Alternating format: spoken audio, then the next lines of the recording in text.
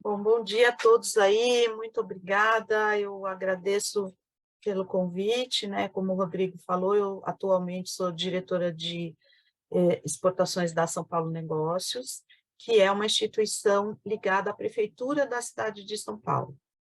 Então, a São Paulo Negócios tem uma atividade voltada tanto para a atração de investimentos, ou seja, apoiando aquelas empresas ou investidores que querem se instalar na cidade, ou apoiando as ações dedicadas à exportação. A gente atua em 3 verticais principais: qualificação empresarial, promoção de negócios e inteligência de mercado. Eu vou aqui compartilhar minha tela com vocês para poder fazer a apresentação.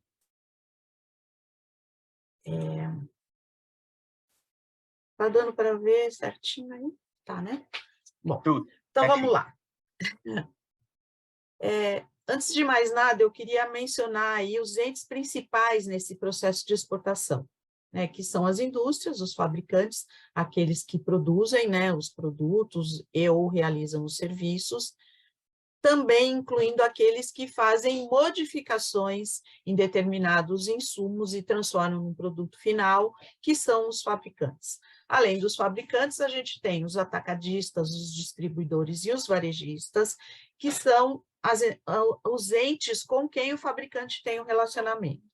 Ele tem um relacionamento com todos, né? Ele pode ter direto com o varejista, direto com o distribuidor e direto com o atacadista. O distribuidor e o atacadista também podem ter relações entre si e ambos têm as relações com os varejistas, né? Isso é muito importante que vocês saibam as diferenças, porque às vezes o teu produto é dedicado mais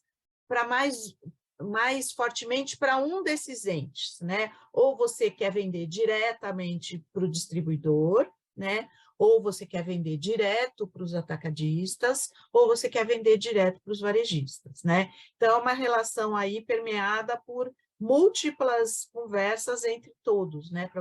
Para que você possa escolher qual é a melhor possibilidade para o seu caso. Bom, antes de começar a falar das ações de promoção comercial, a gente precisa responder algumas questões que são fundamentais, que vocês já devem ter visto nas falas do Comex Talks anteriores, né? Mas, assim, primeiro, eu tenho que definir o produto ou o serviço, ou seja, o que é que eu vou vender. Eu tenho que saber definir tudo do meu produto, eu tenho que saber falar do meu produto de cabo a rabo. Segundo, escolher o mercado para onde eu vou vender o meu produto, né?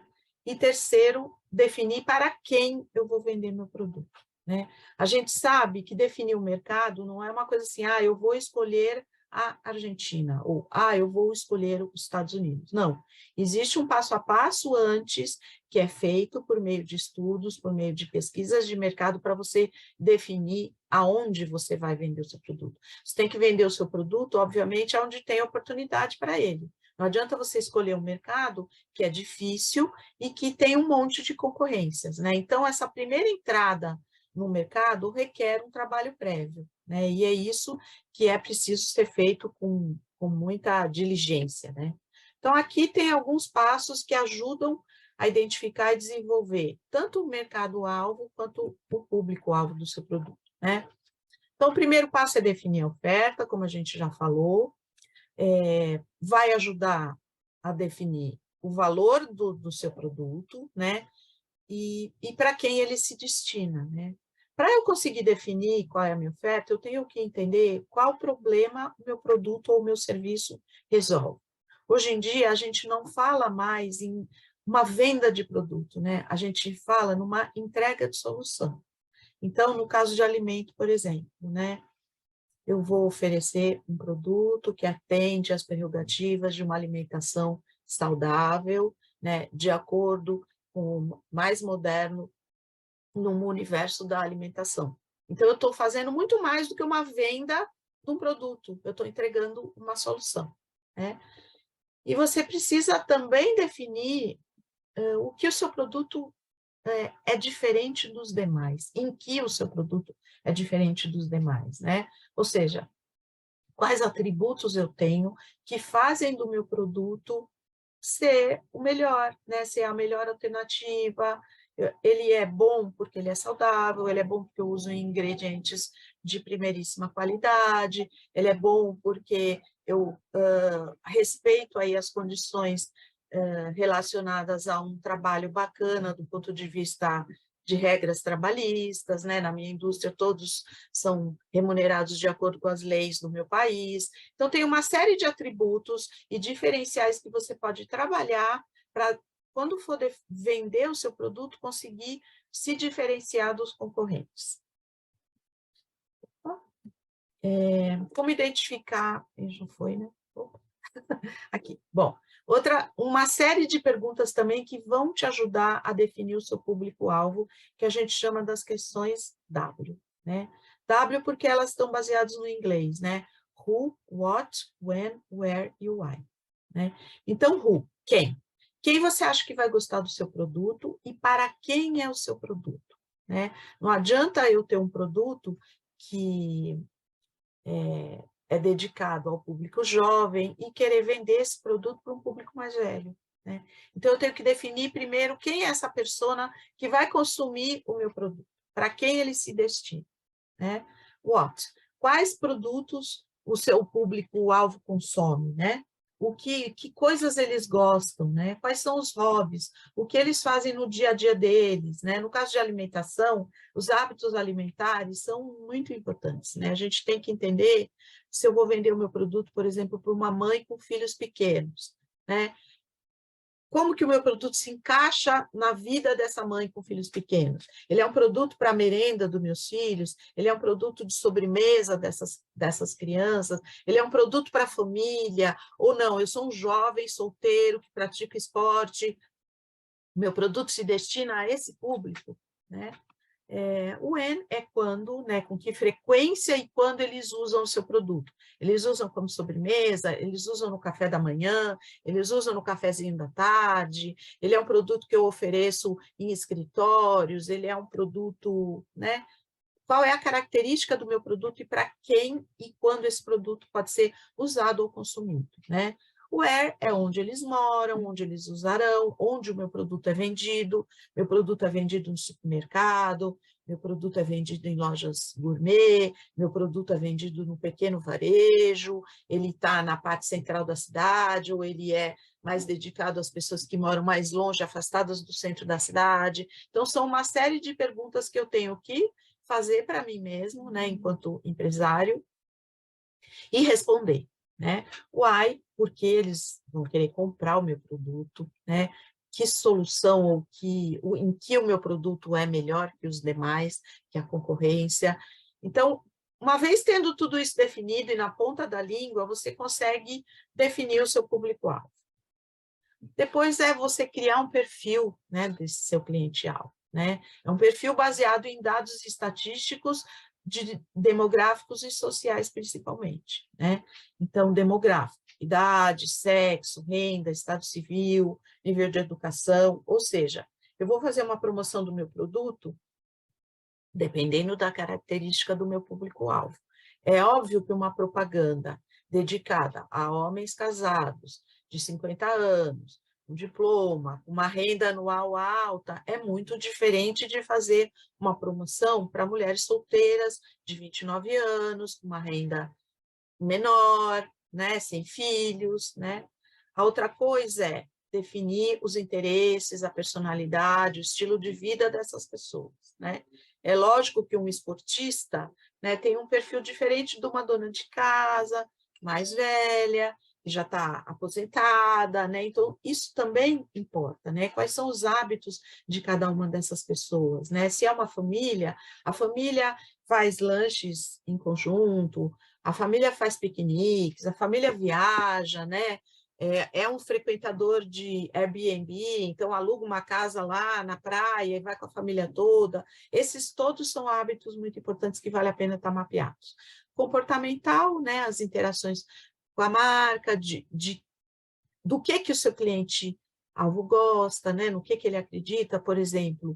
Ele é um cliente que preza as ações relacionadas ao meio ambiente. Ele gosta de comer comidas saudáveis, orgânicas, naturais. Não, ele é um cliente que gosta de produtos sofisticados. Então, tudo isso faz a diferença. E geográfico, ou seja, aonde está localizado esse meu cliente, né? Onde ele mora, os hábitos dele relacionados ao bairro, né? Tudo isso são informações muito importantes que vão me ajudar a definir onde o meu produto vai estar. E, por último, eu recomendo a pesquisa de inteligência de mercado, né? Existem vários lugares onde vocês podem fazer a pesquisa de mercado. Eu mencionei 3 aqui, que são 3 confiáveis, né? O primeiro é o Comexstat, que é uma base brasileira, né? Organizada aí pelo governo federal, pelo antigo MDIC, né? Que vocês podem consultar e obter informações sobre importação, exportação dos diversos mercados que a gente tem no mundo. O Trademap é um outro, a mesma base de dados parecida com a do Comexstat, só que ela tem o ponto de vista internacional, né? Ou seja, os países informam para o Trademap os seus dados e ela organiza a base de dados. A Pentatransaction, que é uma outra ferramenta que é paga e que vocês podem obter uma série de informações também de compra, de importação, exportação, ranqueamento dos principais importadores e exportadores do teu produto e, às vezes, até lista de compradores, né, que você consegue obter aí por meio do Pentatransaction. Agora, uma ferramenta que vocês devem usar, que hoje em dia veio para ficar, que é uma ferramenta relacionada às análises das redes sociais, né? Então, o primeiro passo que eu recomendo é você, primeiro, ter um site bacana, né, um site bilíngue, que funcione corretamente, que tenha um visual atraente, ou seja, que ele não é um site doméstico, ele é um site em que a empresa contratou alguém para fazer esse site, né? Então, ele tem fotos bacanas, ele tem a proposta da sua empresa e dos seus produtos, né? Ele tem que ser bilíngue no mínimo, né? Que eu recomendo que seja trilíngue, na verdade, né? Inglês, espanhol e português, porque são os idiomas mais falados no mundo. É óbvio que aquela empresa que tem como foco a China, se ela puder colocar uma parte do site em mandarim, ajuda demais, né? Então, cada empresa aí vai saber definir quais são os idiomas que importam para ela. E aí, por meio desse site, você consegue pesquisar quem está visitando, quanto tempo eles passam lá, se tem algum hábito de compra, né, que essas pessoas têm. A gente recomenda, então, utilizar as ferramentas de rastreio, porque elas coletam informações sobre os visitantes, sobre os curtidores, saberá quem pesquisou o seu produto por meio de palavras-chave, para saber quais palavras-chave você deve evidenciar no seu site, né?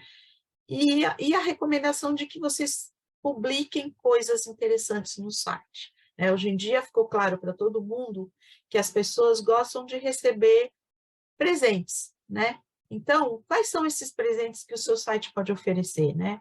Artigos interessantes, matérias relacionadas ao seu produto, fotos, né? Coisas que vão garantir a maior quantidade de informação para a pessoa, para o consumidor, e maior quantidade de informação sobre o seu produto, né? Se ele é um produto saudável, colocar artigos que relacionem o seu produto à importância da saudabilidade na alimentação, né?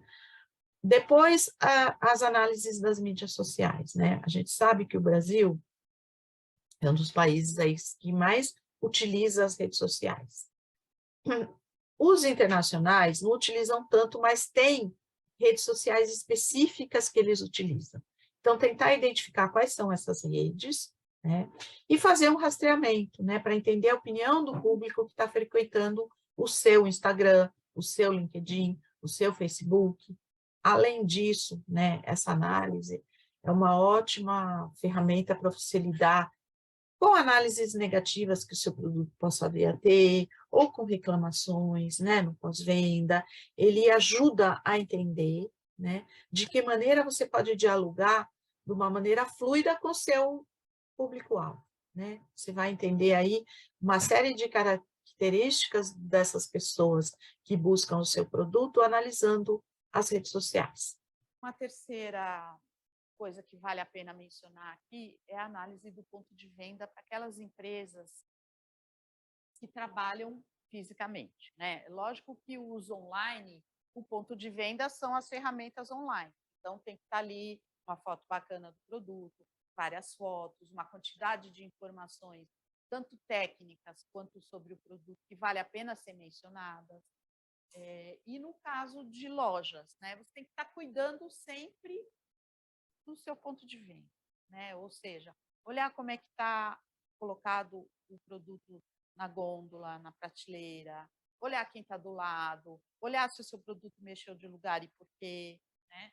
Vale a pena toda essa análise, né? E uma última que eu recomendo bastante é quando a gente participa de uma feira internacional, quando vai numa missão internacional, quando vai num evento internacional proposto principalmente pelas associações setoriais e pelos entes como a São Paulo Negócios, é dar uma circulada pelo mercado, fazer aquilo que a gente chama de retail tour, ou seja, ir olhar no supermercado, na loja, quem são os produtos que estão lá, quantos produtos custam, como é a embalagem desses produtos, em que lugar da prateleira que o produto é colocado, ou seja, procurar obter o máximo de informações que você consegue locais no mercado onde você pretende atuar. Bom, uma outra ferramenta que eu acho que é muito importante, o marketing, né? Quando a gente resolve fazer uma ação de promoção social, a gente tem que saber, promoção comercial, desculpa, a gente tem que saber que o marketing é uma ferramenta super importante, né? Ele tem que andar junto com a ação de promoção comercial. Né? Por quê? É ele que vai garantir que as ações que eu vou fazer lá vão ser efetivas do ponto de vista comercial. Então, quando eu resolvo investir no marketing, assim, eu vou botar a cara no mercado, né? Vou me expor no mercado para que as pessoas que são meu público de interesse possam avaliar o meu produto ou o meu serviço. É uma coisa que requer investimento e cuidado, né? Porque assim, você demora muito para construir uma imagem positiva do seu produto, do seu negócio. Mas você demora menos que 3 minutos para destruir a imagem, caso alguma coisa aconteça de errado, né? Então, essa troca, né, ela se dá por meio de uma mensagem que você vai fazer, vai fabricar esse conteúdo da mensagem e vai passar para o seu consumidor. Só que a maneira como o consumidor vai receber essa mensagem é muito importante. Então, por isso que tem que tomar muito cuidado, né? Porque entre o que eu estou falando e o que a pessoa entende, tem um percurso aí que a mensagem tem que percorrer. Por isso que a gente recomenda que seja cuidadoso quando você vai passar essa mensagem, né? Não adianta eu, por exemplo, falar que eu sou ótima, sustentável, protejo a saúde das pessoas, e de repente saiu uma notícia super negativa sobre o meu produto, contradizendo tudo aquilo que eu falei em termos de marketing. E a última coisa, né, essas ações vão definir, né, como você quer participar daquele mercado, como você vai competir com os seus concorrentes naquele mercado. Eu vou competir, por exemplo, por preço, porque o meu preço é menor que o dos meus concorrentes. Ou eu vou competir porque o meu produto não tem o menor preço, mas tem a maior qualidade, entrega mais valores para o consumidor do que o do meu concorrente. Então, eu tenho como justificar por que o meu produto tem um preço mais caro. Né? Ou, às vezes, tudo. Eu tenho um rol de características que o meu produto, apesar de ser um preço menor do que o do concorrente, eu entrego XYZ de atributos de diferenciação que fazem o meu produto ser mais bacana. Pode passar. Bom, aí quando eu vou fazer o marketing, eu vou posicionar a minha marca de alguma forma, né? E aí eu vou escolher qual é o posicionamento que eu vou adotar. Por que é importante, né? Ele aumenta a credibilidade do seu produto e da sua marca no mercado, ele permite que você se diferencie da concorrência, porque você está se posicionando como X, né? Empresa, fabricante de produtos free from, né? É um posicionamento. Né? e assertividade, né? Ou seja, ele permite que as pessoas que buscam o seu produto te encontrem com maior facilidade. Por quê? Porque você já se posicionou. Falar, ó, eu estou aqui, eu sou um produto saudável, eu sou free from, eu entrego uma proposta unindo sabor e saudabilidade, enfim, uma série de atributos que vocês vão construir ao longo do percurso aí. Aí é um desafio, né? Um desafio que a maioria das empresas encontra. Ou seja, como é que eu vou me posicionar e vou chamar a atenção daquele público, sendo que existe uma inúmera quantidade de produtos semelhantes ao meu, né? O que eu entrego que é diferente do que o outro concorrente entrega, né? Em que medida o meu produto é melhor que o do concorrente? Esse é um exercício que a gente tem que fazer e tem que saber responder, né? Se você não souber responder, você volta atrás para encontrar quais são os teus atributos que vão te permitir fazer sucesso diante da concorrência. Bom, algumas ferramentas de marketing, que acho que os anteriores já devem ter falado para vocês, né? Análise SWOT, o plano de marketing, as ações de promoção, o marketing digital, o visual merchandising e o pós-venda, né?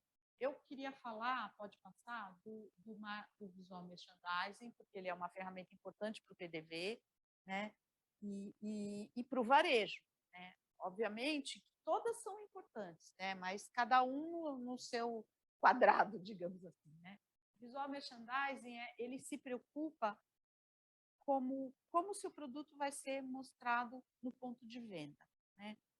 Que espaço que ele vai ocupar, onde é que ele vai estar, que tipo de ação que eu posso fazer no meu ponto de venda para tornar o meu produto mais atraente, o lugar da prateleira que o meu produto vai estar posicionado, né? Isso é muito importante, interfere bastante. Pode passar? É assim, né? Tem lugares na prateleira, né? Acima da cabeça e do chão, né? Quando o produto está muito alto lá na prateleira, fica difícil a visualização, né? A pessoa tem que erguer para poder enxergar, erguer para saber quem está do lado, né? Na altura da cabeça, ou seja, estou na altura dos olhos, então eu consigo enxergar bem o produto, quem está passando ali vê logo de cara, né? E às vezes também na linha da cintura. Essas duas posições são as melhores posições para o produto estar lá. Mas você, para conseguir isso, você tem que fazer um trabalhinho, né? Primeiro com quem trabalha lá no varejo para posicionar os produtos na gôndola, né?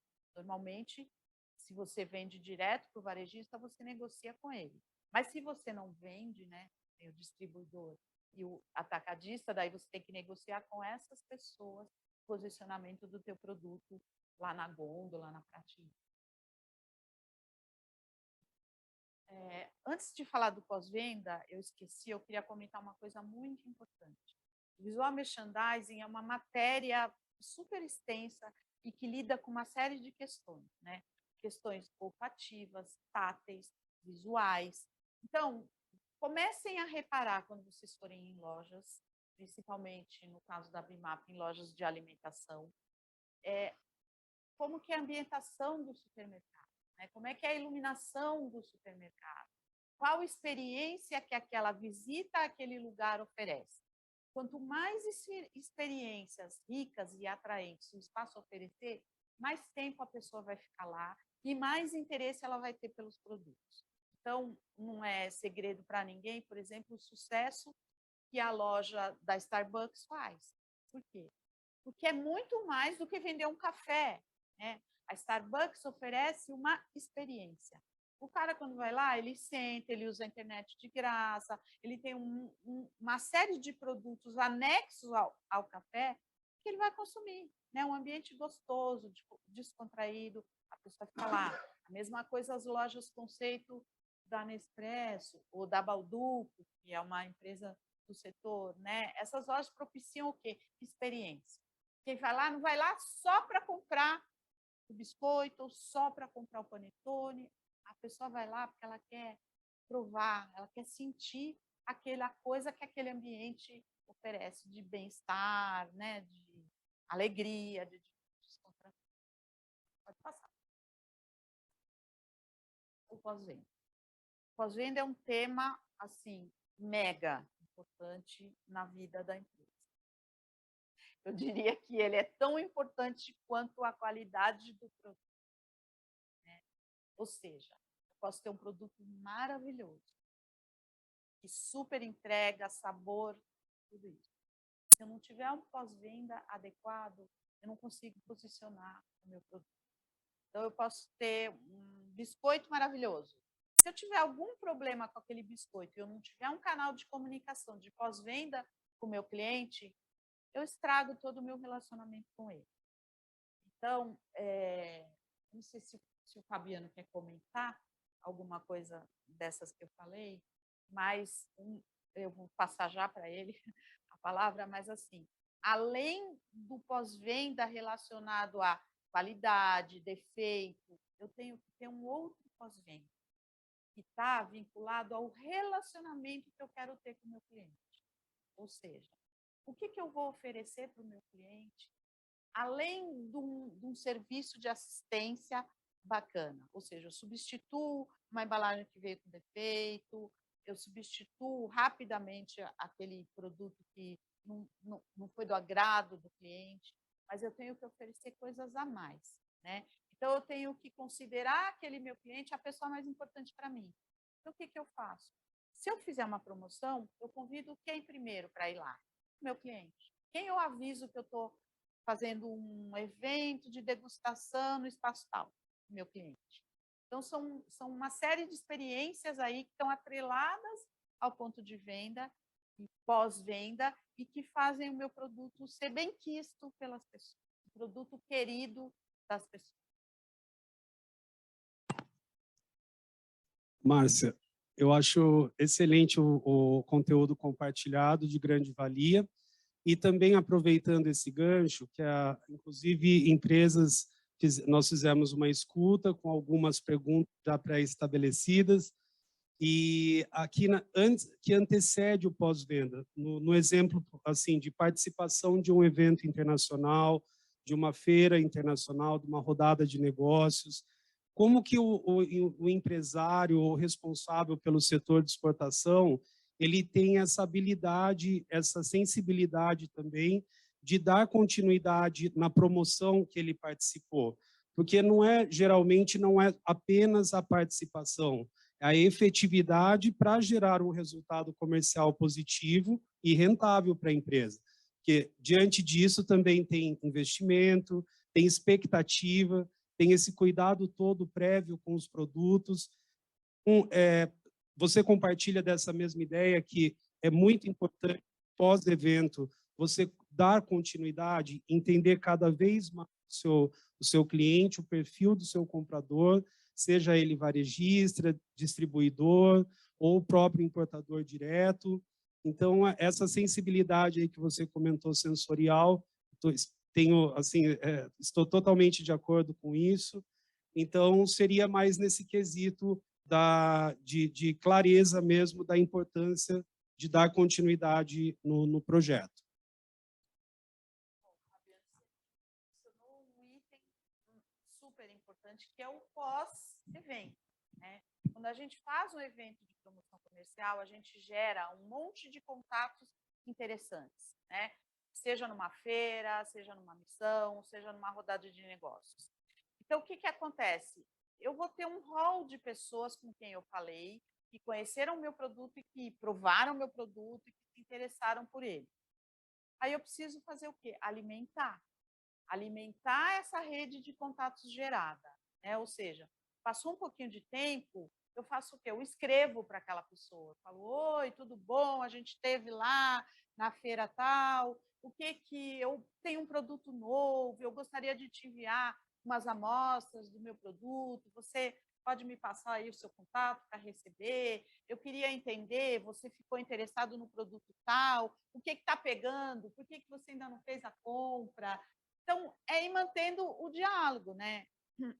Um diálogo, claro, comercial, profissional, mas amigável, né? Ou seja, a gente quer o quê? A gente quer que aquela pessoa lembre da gente, né? Lembre da gente como um bom vendedor do produto. Por quê? Porque eu sei falar tudo sobre o meu produto, eu sei as especificações técnicas, eu consegui responder as perguntas do possível comprador mas eu quero mais, eu quero que ele lembre de mim, eu quero que ele lembre da Márcia Gomide, que ele falou lá na Feira Cial, no dia tal, e que eu mostrei o produto X para ele, né? Então, isso é muito importante. Todos os pós são importantes. Pós-venda, pós-evento, né? Vale muito a pena. Bom, pode passar. Aqui é um pouquinho falando dos tipos de ações de promoção comercial, né? Que são inúmeros. A gente tem as ações convencionais, que são as feiras internacionais. A gente tem as rodadas de negócio, que a gente chama, é uma nomenclatura essa, roubada da Apex, né? Porque acho que foi ela que criou. Que são as rodadas, né? São quando a gente põe comprador e vendedor um sentado na frente do outro para conversar. Eu mostro o produto, o cara pergunta, que pode acontecer no formato presencial, e a pandemia veio nos ensinar que pode também acontecer no formato online. E com muito sucesso, inclusive, né? Durante os 2 anos de pandemia, nós tivemos a oportunidade de participar juntos, Fabiana, inclusive, das rodadas que a São Paulo Negócios organizou e que eram online, né? Que representou o quê? Primeiro, manter o mercado ativo, né? Segundo, possibilitou que quem estava lá do outro lado do mundo, impedido de participar de feira, impedido de vir ao Brasil, impedido de ir numa missão, conversasse com quem estava aqui, fabricando seu produto, né? E do outro lado do mundo, né? Então, a gente teve, por exemplo, o Fabiano me lembrou bem disso, ele falou com um comprador da Rússia, né? Então, eu acho que é muito importante a gente não descartar essa possibilidade.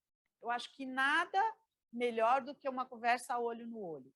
Mas, não podendo acontecer uma conversa olho no olho, não vamos desprezar o online para uma nova modalidade que existe e que veio para ficar, né? Ela representa não só essa possibilidade de você atingir de forma remota gente do mundo inteiro, mas ela permite que você tenha uma enorme economia de recursos. Por quê? Porque não tem viagem, tem hospedagem.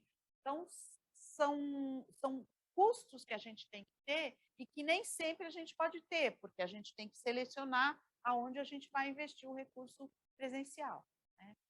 Então, de todas essas ações, missões empresariais, inclusive, né, a gente também tem que pensar em ações fora da caixa, né? O que são essas ações fora da caixa?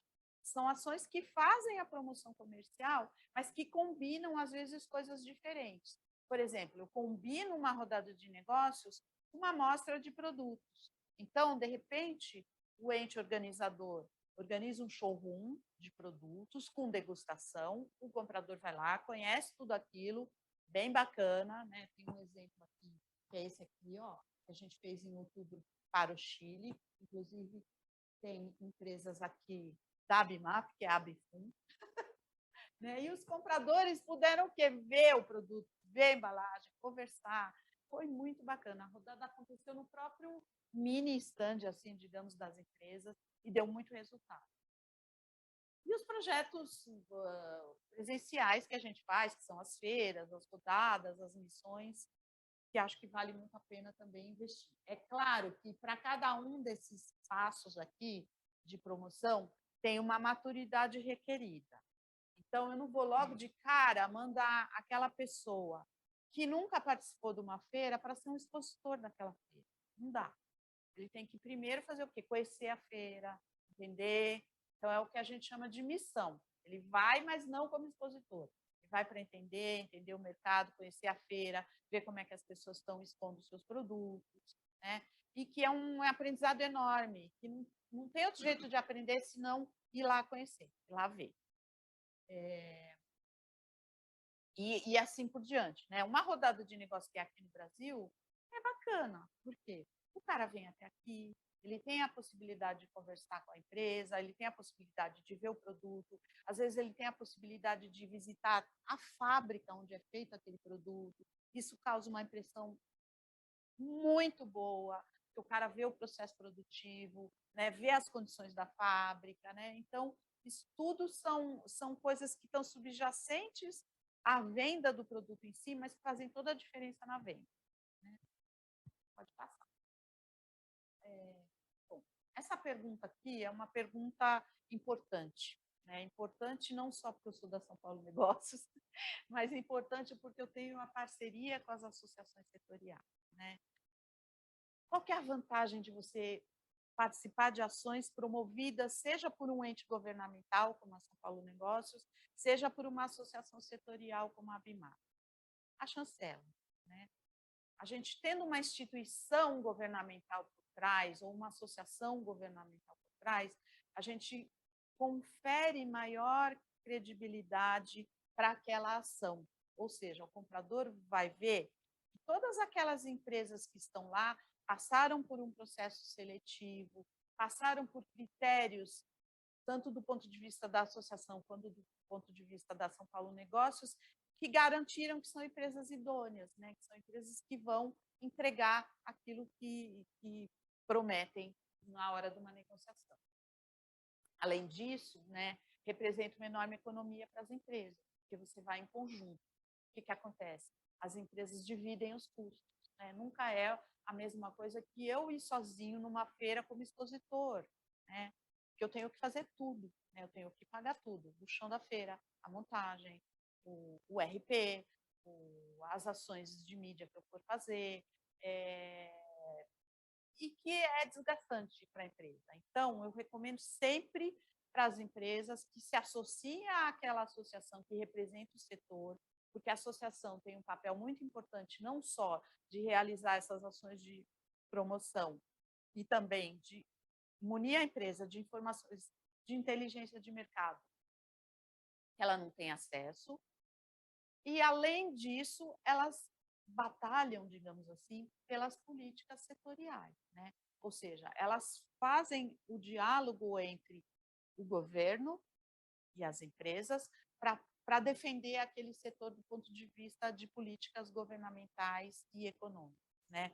Eu acho que vale muito a pena, recomendo fortemente que se associem e recomendo que procurem as diversas instâncias governamentais que podem ajudar. A São Paulo Negócios é uma delas, eu estou sempre à disposição para ouvir todos, para qualquer tema, né? E às vezes, se é um tema que eu não posso responder, eu vou procurar quem pode responder, né? Às vezes é um tema feito a ABIMAP. Por exemplo, eu encaminho a empresa para a ABIMAP, aí o pessoal da ABIMAP, Rodrigo, a Renata, respondem, atendem, isso aí. Isso aí. Bom, obrigada, aqui estão meus dados de contato. Podem contar com a São Paulo Negócios se quiserem. Muito bem, Márcia. Aquele momento eu quis dizer, até o momento da apresentação, fizemos um gancho daquelas perguntas e finalizando a apresentação, obrigado por compartilhar todo o conteúdo. Com certeza, a São Paulo Negócios é fundamental para quem está também participando de eventos internacionais. Inclusive, temos, aproveitando, temos feiras internacionais multissetoriais, como o CIAL, que você comentou, a Nuga, a GoFood, mas também temos, a empresa pode avaliar a questão de participação numa empresa, num evento ou numa feira, por categoria, setorizada e segmentada para aquele destino de produto que ela vai trabalhar, que é justamente o que você comentou agora também sobre esse assunto. Então, eu acho que nós temos algumas perguntas, a gente... Não, eu só queria perguntar se eu vou continuar, porque eu esqueci de falar o mais importante, que é o muito obrigada para a ABIMAP, né? Agradecer o convite, dizer que eu adoro fazer isso, adoro falar de comércio exterior, então, assim, fiquei super honrada e agradecida. Nós que agradecemos. Só para lembrar para todos, né, que a gente vai finalizar essa primeira etapa e depois a gente retoma o tema de promoção fazendo algumas provocações para que a gente possa ter a fixação dos temas, né, de uma forma mais estratégica para todos, tá? Perfeito. Então, agora a gente dá sequência na apresentação do Ricardo, que é advogado, gestor do PIEX, que vai contribuir aí com uma parte de contratos internacionais e que são assuntos bem subjetivos, de várias formas interpretadas. Então, tomem nota das informações e depois a apresentação também vai ser disponibilizada no canal, no portal da BIMAP. Então, aproveitem essa nova fase aqui da apresentação do Comex Talks.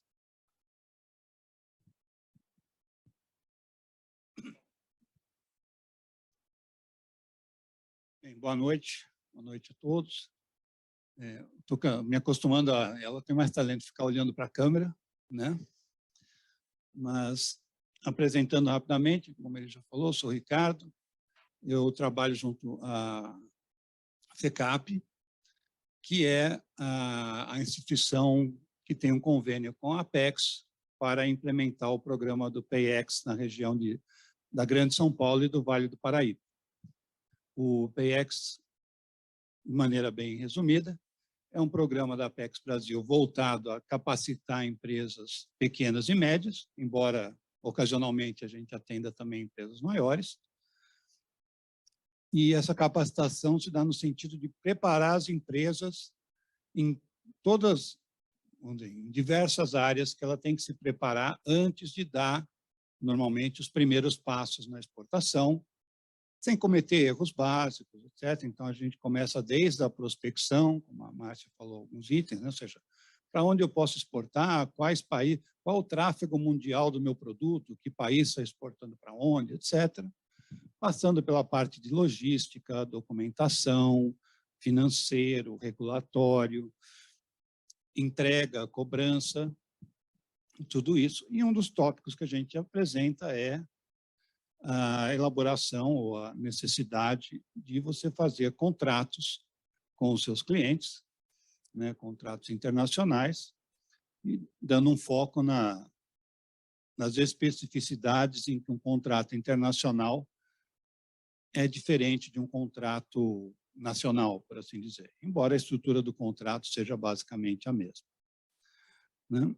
Então, a ideia aqui é a gente levantar uns pontos, né? Não é ensinar a fazer um contrato em 20 minutos, mas, como tudo que a gente apresenta no PAYEX, ensinar o empresário a que perguntas eu tenho que fazer e para quem antes de tomar qualquer passo, antes de me comprometer de qualquer forma. Então, vamos falar de contratos internacionais dentro dessa perspectiva, né?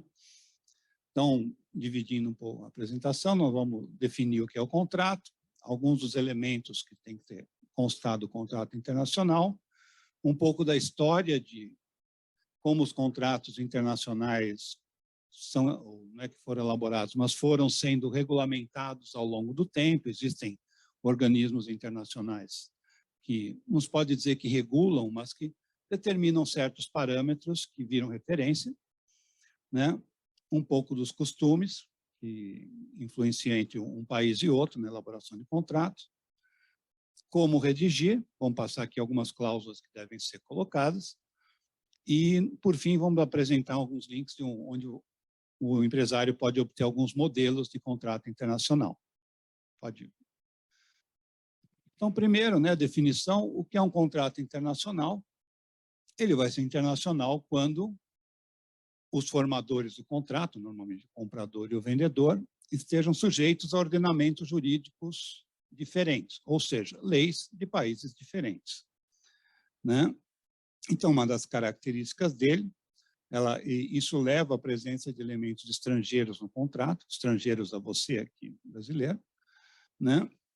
E a potencialidade de ser aplicado mais um sistema jurídico para regular essa situação, essa relação entre você e o empresário estrangeiro, né? Aqui em laranja a gente vê um exemplo, pode ser a localização do domicílio das partes em países distintos, a localização do bem ou do serviço que vai ser prestado, onde vai ser prestado, porque a gente vê situações em que não existem só dois países. Às vezes você tem o comprador em um país, o vendedor em um país, o produto vai ser exportado de um terceiro país, entregue a um quarto país e, eventualmente, pago em um quinto país, né? Lógico, não é uma situação comum, mas só para exemplificar como isso pode vir a ser complicado.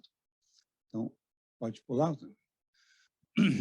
Então, um dos pontos que a gente frisa, né, você buscar, como em várias áreas, como no programa PX, onde a gente apresenta, você ter um profissional habilitado a te orientar. Um despachante aduaneiro, por exemplo, um operador logístico. E no caso aqui de contratos, você ter advogados especialistas, não é nem em direito internacional, mas especialistas em contratos internacionais. Porque não que ele vai saber todas as especificidades que você vai precisar para exportar para o Marrocos, mas ele sabe onde buscar essas informações, como estruturar para proteger o seu interesse, etc. Né? Então, ele vai te orientar, por exemplo, na questão das condições de venda. Ah, eu vou vender para esse cara, ele vai ser um representante exclusivo, ou um revendedor exclusivo, ele vai cuidar da promoção, ou eu vou estabelecer esses termos, etc.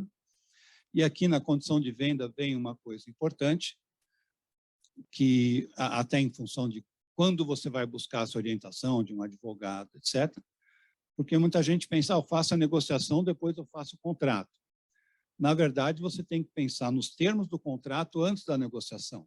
Senão você vai lá com uma empresa estrangeira, faz toda a negociação, fecha o negócio, e aí você vai conversar com um advogado, ele vai dizer, olha, mas você precisa também fechar isso, isso e aquilo. E você não combinou isso com o seu cliente no exterior. E aí, é lógico, fica muito chato, você fecha o negócio e depois você volta, reabre, olha, tem mais isso e aquilo. Afinal, o cara deu o preço para você sem essas condições que você está colocando agora. Né? Então, também o NCM, nós vamos falar rapidamente a seguir o que é o NCM, ou seja, a classificação fiscal dos produtos, que é um dos itens essenciais do contrato, assim como os Incoterms, que vamos apresentar rapidamente em seguida também, as condições de transporte, seguro, que fazem parte dos Incoterms, e a forma de pagamento, lógico, que um contrato, nós vamos ver, o contrato internacional, basicamente, ele tem a mesma estrutura de qualquer contrato de compra e venda aqui no Brasil, só que alguns dos itens, nós vamos ver, tem uns complicadores, por assim dizer. Então, rapidamente, vamos falar, pode ir para frente, falar um pouco do NCM, né? Aqui, apenas para quem quiser depois buscar, né? O que é o NCM? É a classificação fiscal do seu produto, que você já usa aqui no Brasil, e que ela vale mundialmente. Porém, quando você for ver com determinados países, o NCM tem 6, no Brasil já tem 8 dígitos, nos Estados Unidos tem 10, ou seja, eles vão sendo mais específicos do que nós. Então, o NCM é o que classifica, por exemplo, se você faz cadeiras, como eu estou vendo, eu faço móveis. Ah, o meu móvel é de madeira, é de plástico, é de vidro, é de metal. Então, você vai ver móveis, mas se você olhar direito, tem móveis de madeira, móveis de metal, móveis, né? E aqui a gente coloca aqui, para quem quiser, e nunca fez essa pesquisa, tem 2 links aqui para consulta de NCM. Esse da Receita nós não vamos ver, na verdade ele é um mais prático, ele é um simulador que vai dar as alíquotas, principalmente nas suas importações, de acordo com o NCM.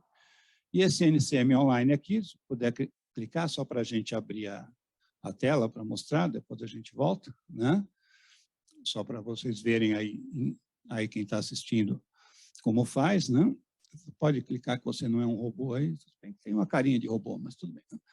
Né? Então, aqui, nós não vamos entrar, que demoraria tempo, né? Mas você vê, tem todos os capítulos sobre animais, carnes, né? Produtos do reino vegetal, olha, as seções primeiras, gorduras, olha, é muito longo, né? E aqui, volta lá em cima um pouco, por favor.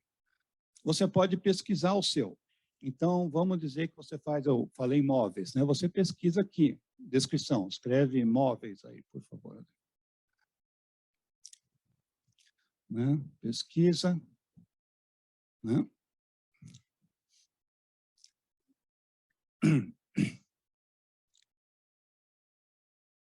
Apareceu pomadas. Bom, móveis é a palavra-chave, evidentemente. Né? Mas a palavra aparece, por exemplo, aqui apareceu, guarnições, serragens para móveis. Você vai acabar achando móveis, automóveis, vai mais para baixo, que em algum lugar vai aparecer móveis. Né?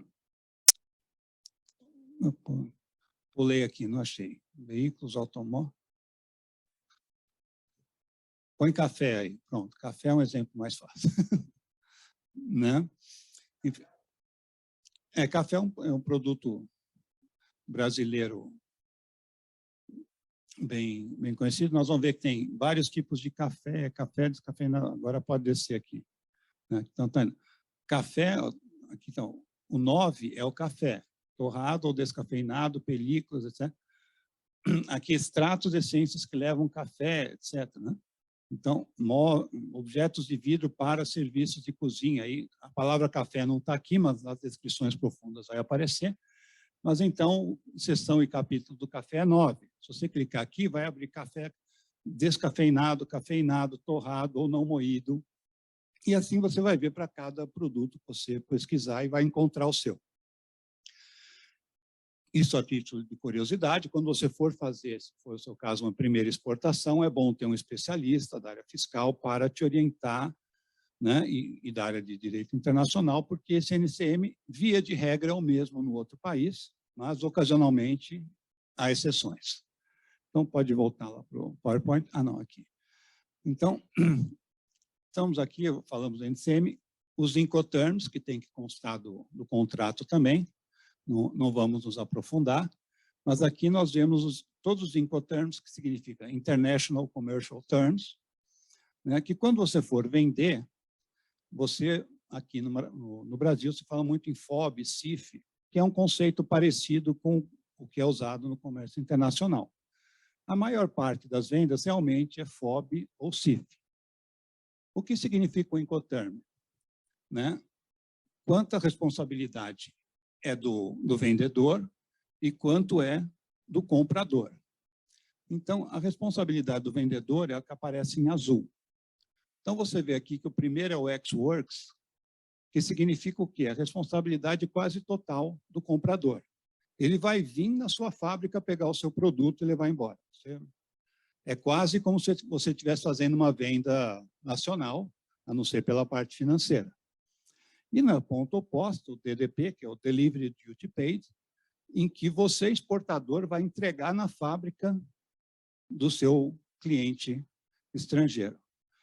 Dá para imaginar que são situações excepcionais. O ex-works é um pouco mais comum. Normalmente, um exportador, empresa pequena, que exporta para uma empresa grande, ela cuida de todo o processo internacional da venda, por exemplo. Às vezes, eles têm até uma espécie de milk run para percorrer vários fornecedores no Brasil e fazer um embarque só para eles, por exemplo. Mas é muito raro um exportador entregar na porta do cliente. Seria a situação inversa, em que um grande exportador venderia para uma empresa pequena, incapaz de controlar essa operação, o que normalmente a empresa grande não vende diretamente para a empresa pequena no exterior. Mas aí você vê que o FOB, né, as etapas, né, tem aqui, FOB significa free on board, ou em português, livre embarcado, grosso modo, literalmente. Então, a sua obrigação vai até você carregar o produto. É a sua fábrica, o frete nacional, a armazenagem no porto, estamos falando de marítimo para simplificar. Carregar o navio, a viagem em si do navio, descarregar o navio, armazenagem no porto de destino, transporte no país de destino, eventualmente um lugar intermediário para entrega e a fábrica do seu cliente, ou a loja, o que for.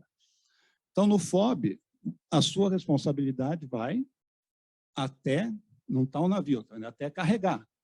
Você é responsável por colocar o produto dentro do navio, né? Dentro do navio para frente, ou seja, o frete em si, mais o seguro da viagem, etc., corre por conta do seu importador, que seria o CIF. A barra azul vai um pouco adiante, vai até além do transporte, ou seja, você vai pagar o transporte e o seguro.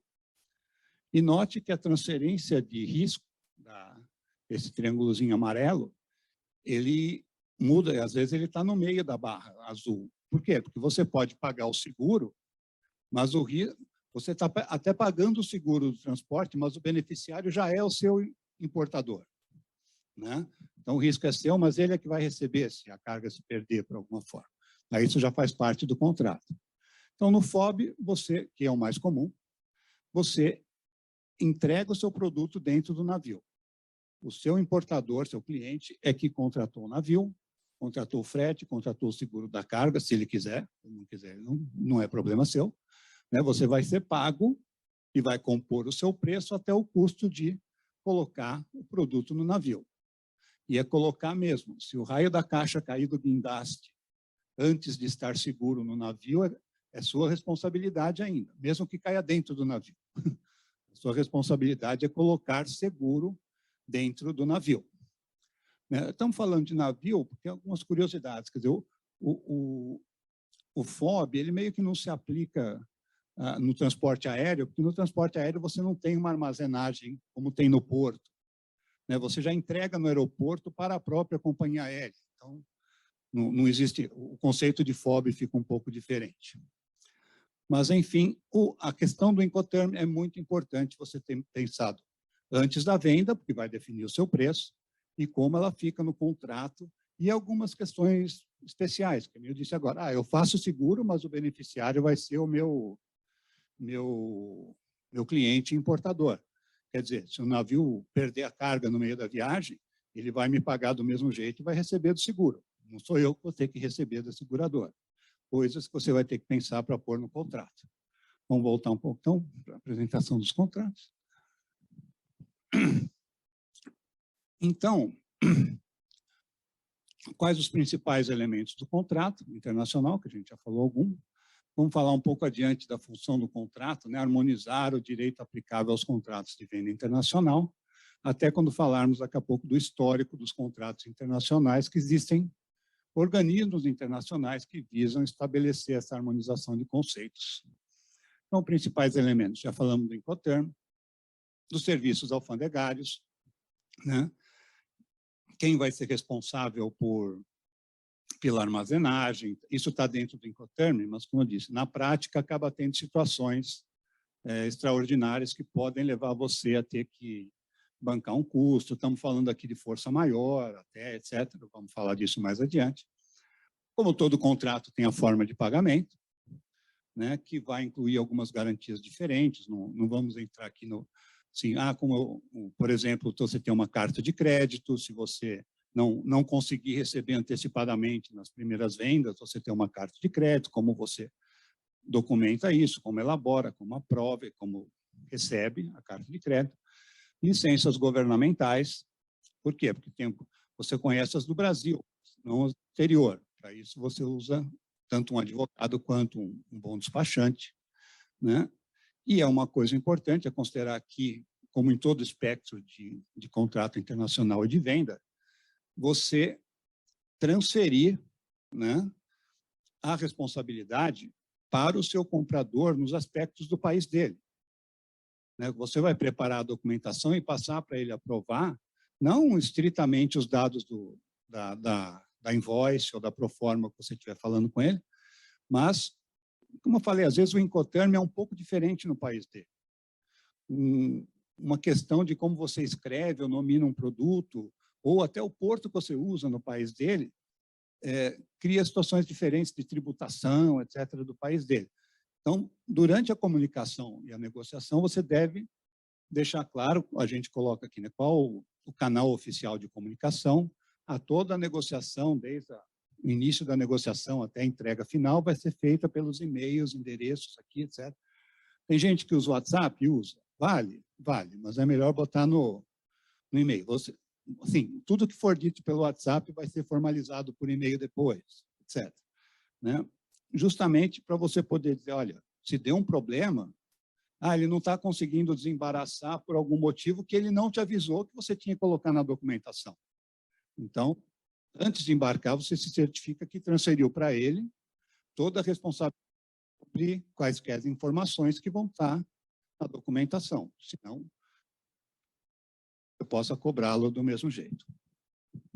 Não era para encostar, agora eu me toco. Então, já falamos do transporte, é lógico, vai ter que também constar do contrato. E aqui, talvez a questão principal do contrato, vamos falar mais adiante, contrato internacional, jurisdição para solução de controvérsias, ou seja, qual lei se aplica àquele contrato. A gente sempre, o contrato é feito prevendo coisas que a gente espera que não aconteçam.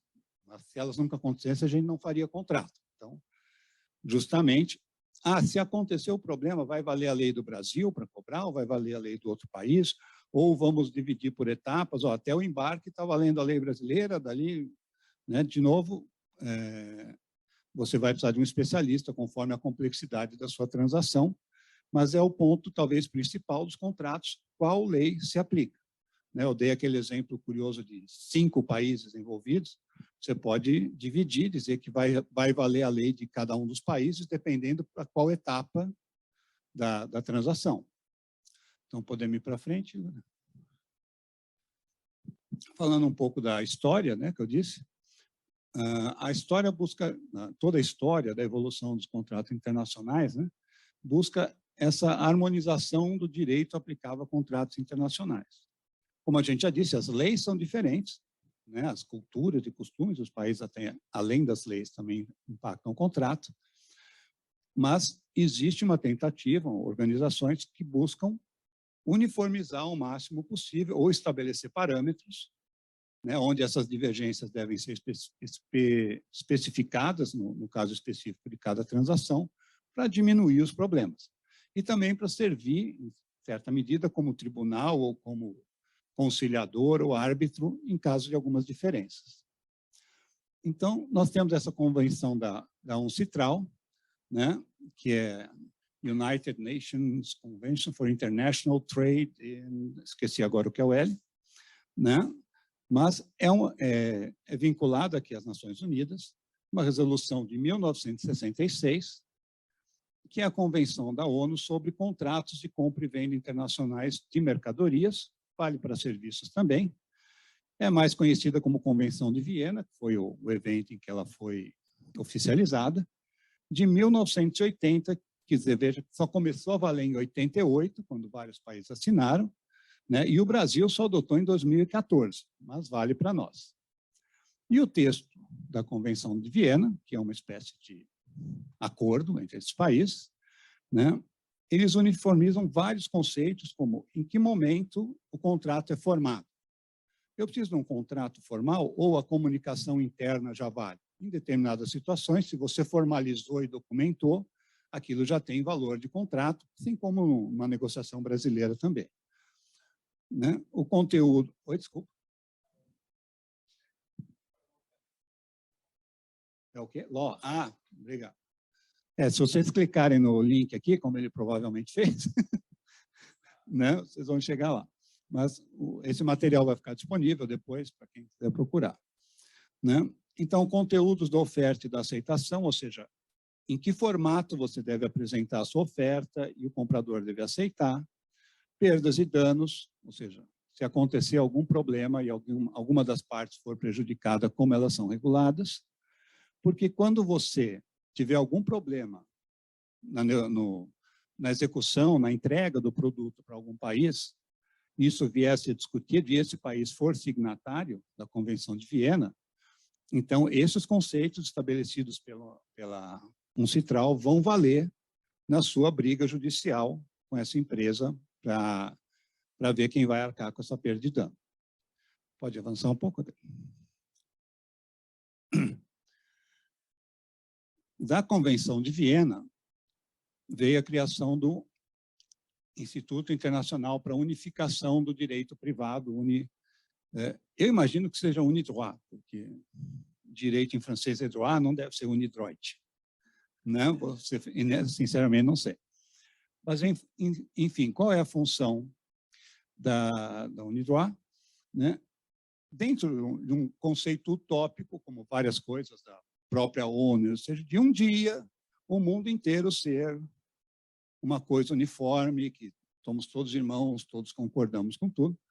Eu digo, é um conceito meio utópico, né, pelo menos por enquanto, mas a ideia é conciliar o objetivo dessas nações com regimes políticos, ideológicos, religiosos, etc., opostos, e sistemas jurídicos diferentes, para você harmonizar e criar, pelo menos, alguns conceitos que todas aceitem. Né? Para preparar gradualmente a adoção de uma legislação uniforme de direito privado.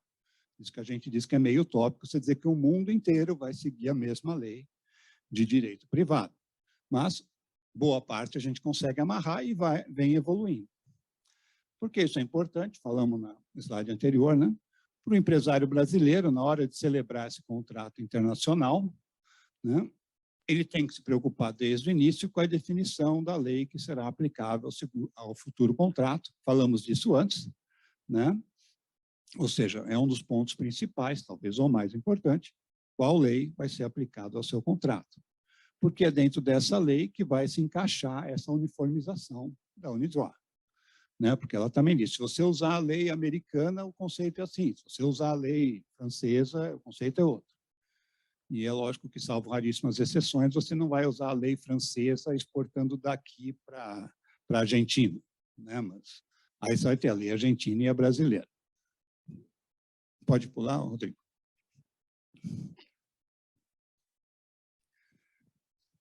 Então, a gente vem para essa questão, né, de como redigir o contrato e quais os itens que deve compor, por favor. Né? Como eu falei antes, quer dizer, as cláusulas, elas são basicamente as mesmas. Estão grifadas aqui em vermelho aquelas onde existe uma importância maior, atenção que você deve dar quando fizer um contrato internacional em relação ao mesmo contrato se fosse aqui no Brasil. Todo contrato começa com umas regras gerais do contrato, está escrito dessa forma, quem são as partes, qual é o objeto, a data em que está sendo assinada, prazo de validade, etc. Né? Você tem normalmente uma cláusula de retenção de título, que normalmente não tem um contrato nacional, mas muitas vezes tem, que diz que o bem só será propriedade do comprador depois do pagamento total do preço. Eventualmente, você vende a prazo, vai dar 6 meses depois do embarque para ele pagar, mas ele vai receber lá 1 mês depois do embarque, e desses 5 meses ainda a propriedade não é dele, é sua, até ele pagar, embora ele já possa estar desfrutando, etc. Mas isso é importante se o bem que você estiver exportando para ele for algo que ele vai revender. Então, isso é importante.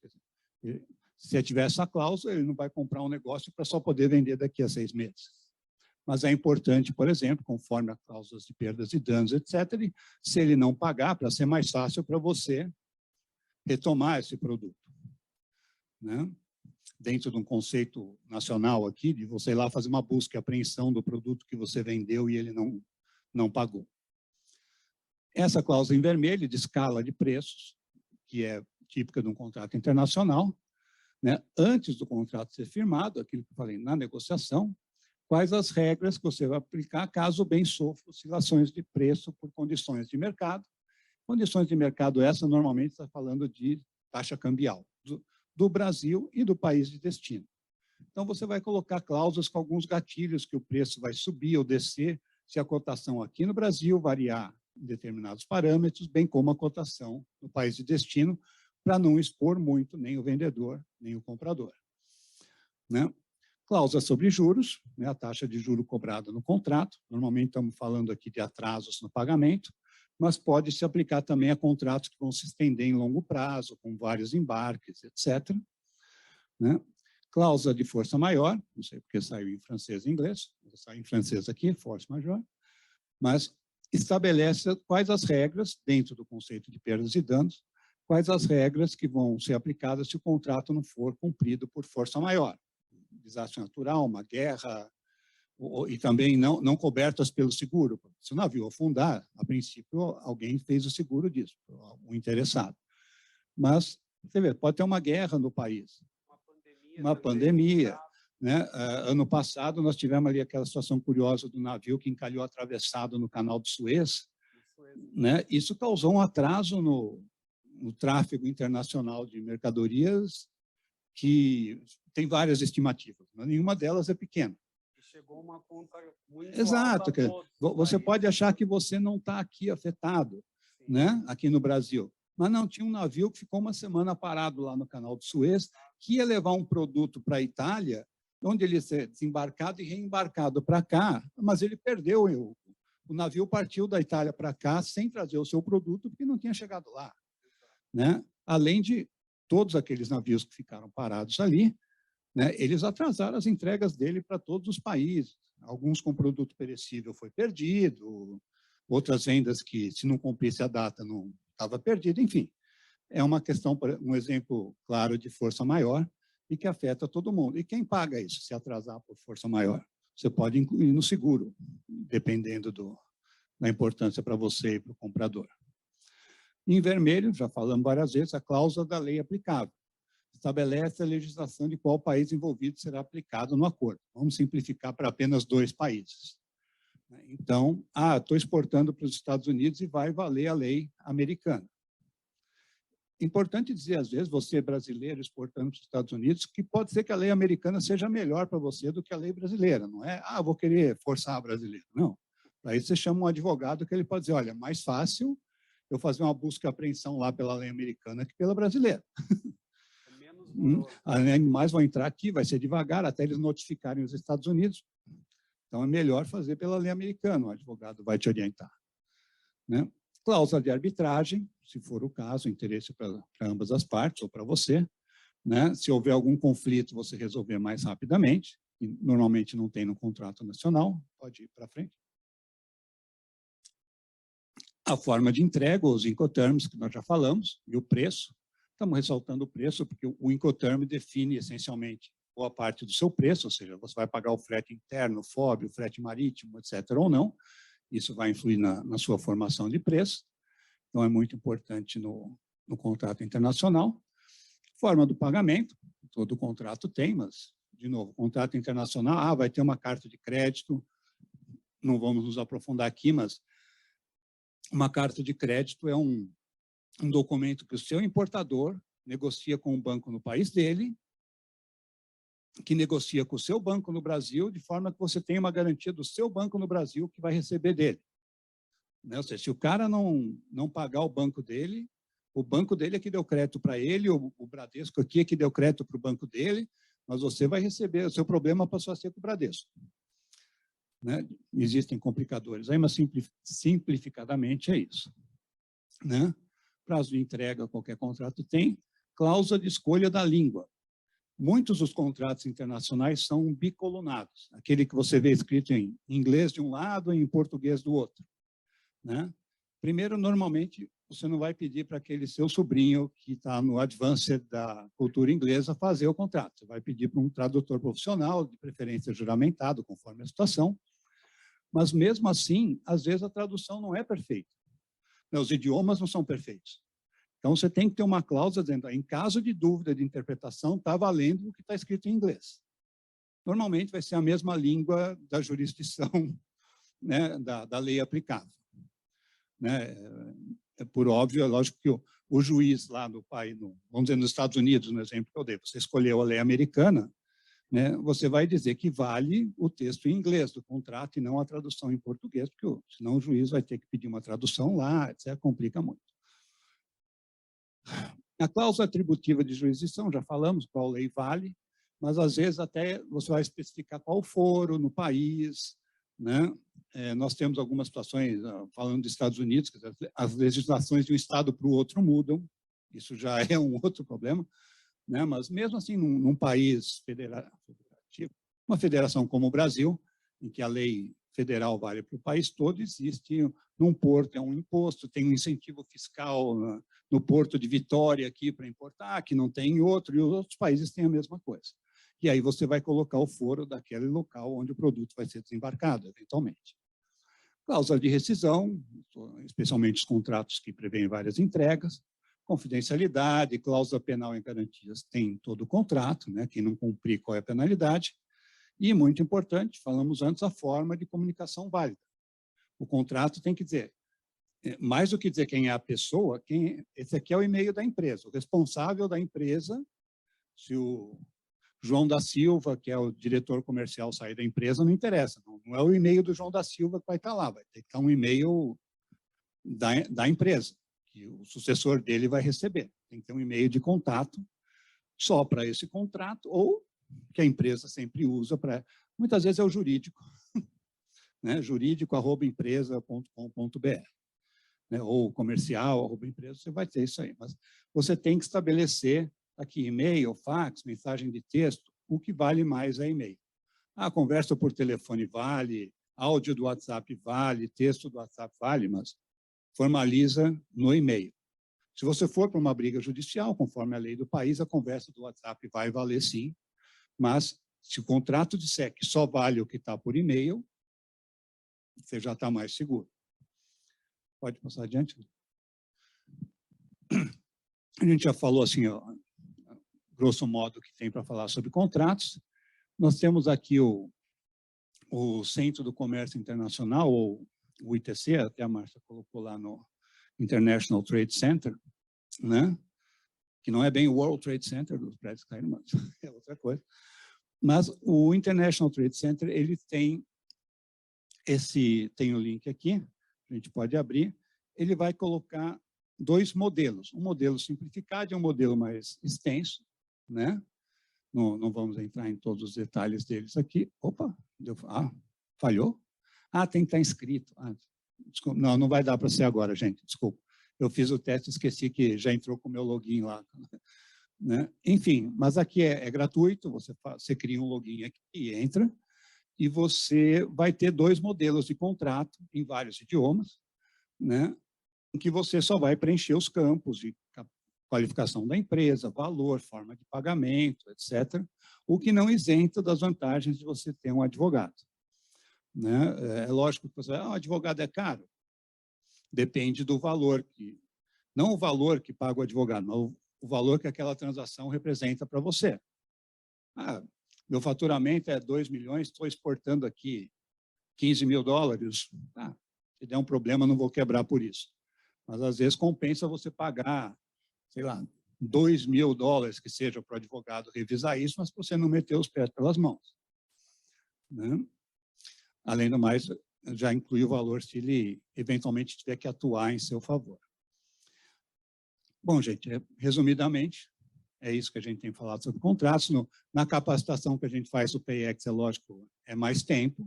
A gente gasta aí 1 hora e pouco, 1 hora e meia, pelo menos, falando disso com o empresário. Bacana, Ricardo. Parabéns pela apresentação. Foi de grande valia também aí toda a sua orientação na parte contratual internacional. E nós temos algumas perguntas também, iniciando só para dar um gancho com as empresas que estão online. A gente tem muito essa questão do acordo, eu sei que é inicial, mas para muitas pessoas, a gente que vem da área jurídica, é claro, mas para o empresariado, eu acho que não é tão claro. Quer ser advogado também? Eu tenho formação jurídica, mas... Você parecia até simpático. Somos colegas da jurídica. E, no caso, o acordo comercial, qual é a diferença? Como que você pode nos orientar nessa questão? O acordo comercial e o contrato internacional, o que difere um do outro e a que momento que a gente coloca o acordo internacional e o contrato internacional? A gente falou rapidamente sobre isso, de passagem aqui. Assim, um acordo é um contrato, tanto aqui no Brasil como internacionalmente. Como a gente viu, existe a Convenção de Viena, esses princípios da UNIDROIT, que vão regulamentar algumas coisas, do tipo, você tem uma coisa assinada, tem uma comunicação formalizada nesse formato aqui, então está valendo. Em outros aspectos, né, a própria prática do comércio internacional obriga o uso de determinada documentação.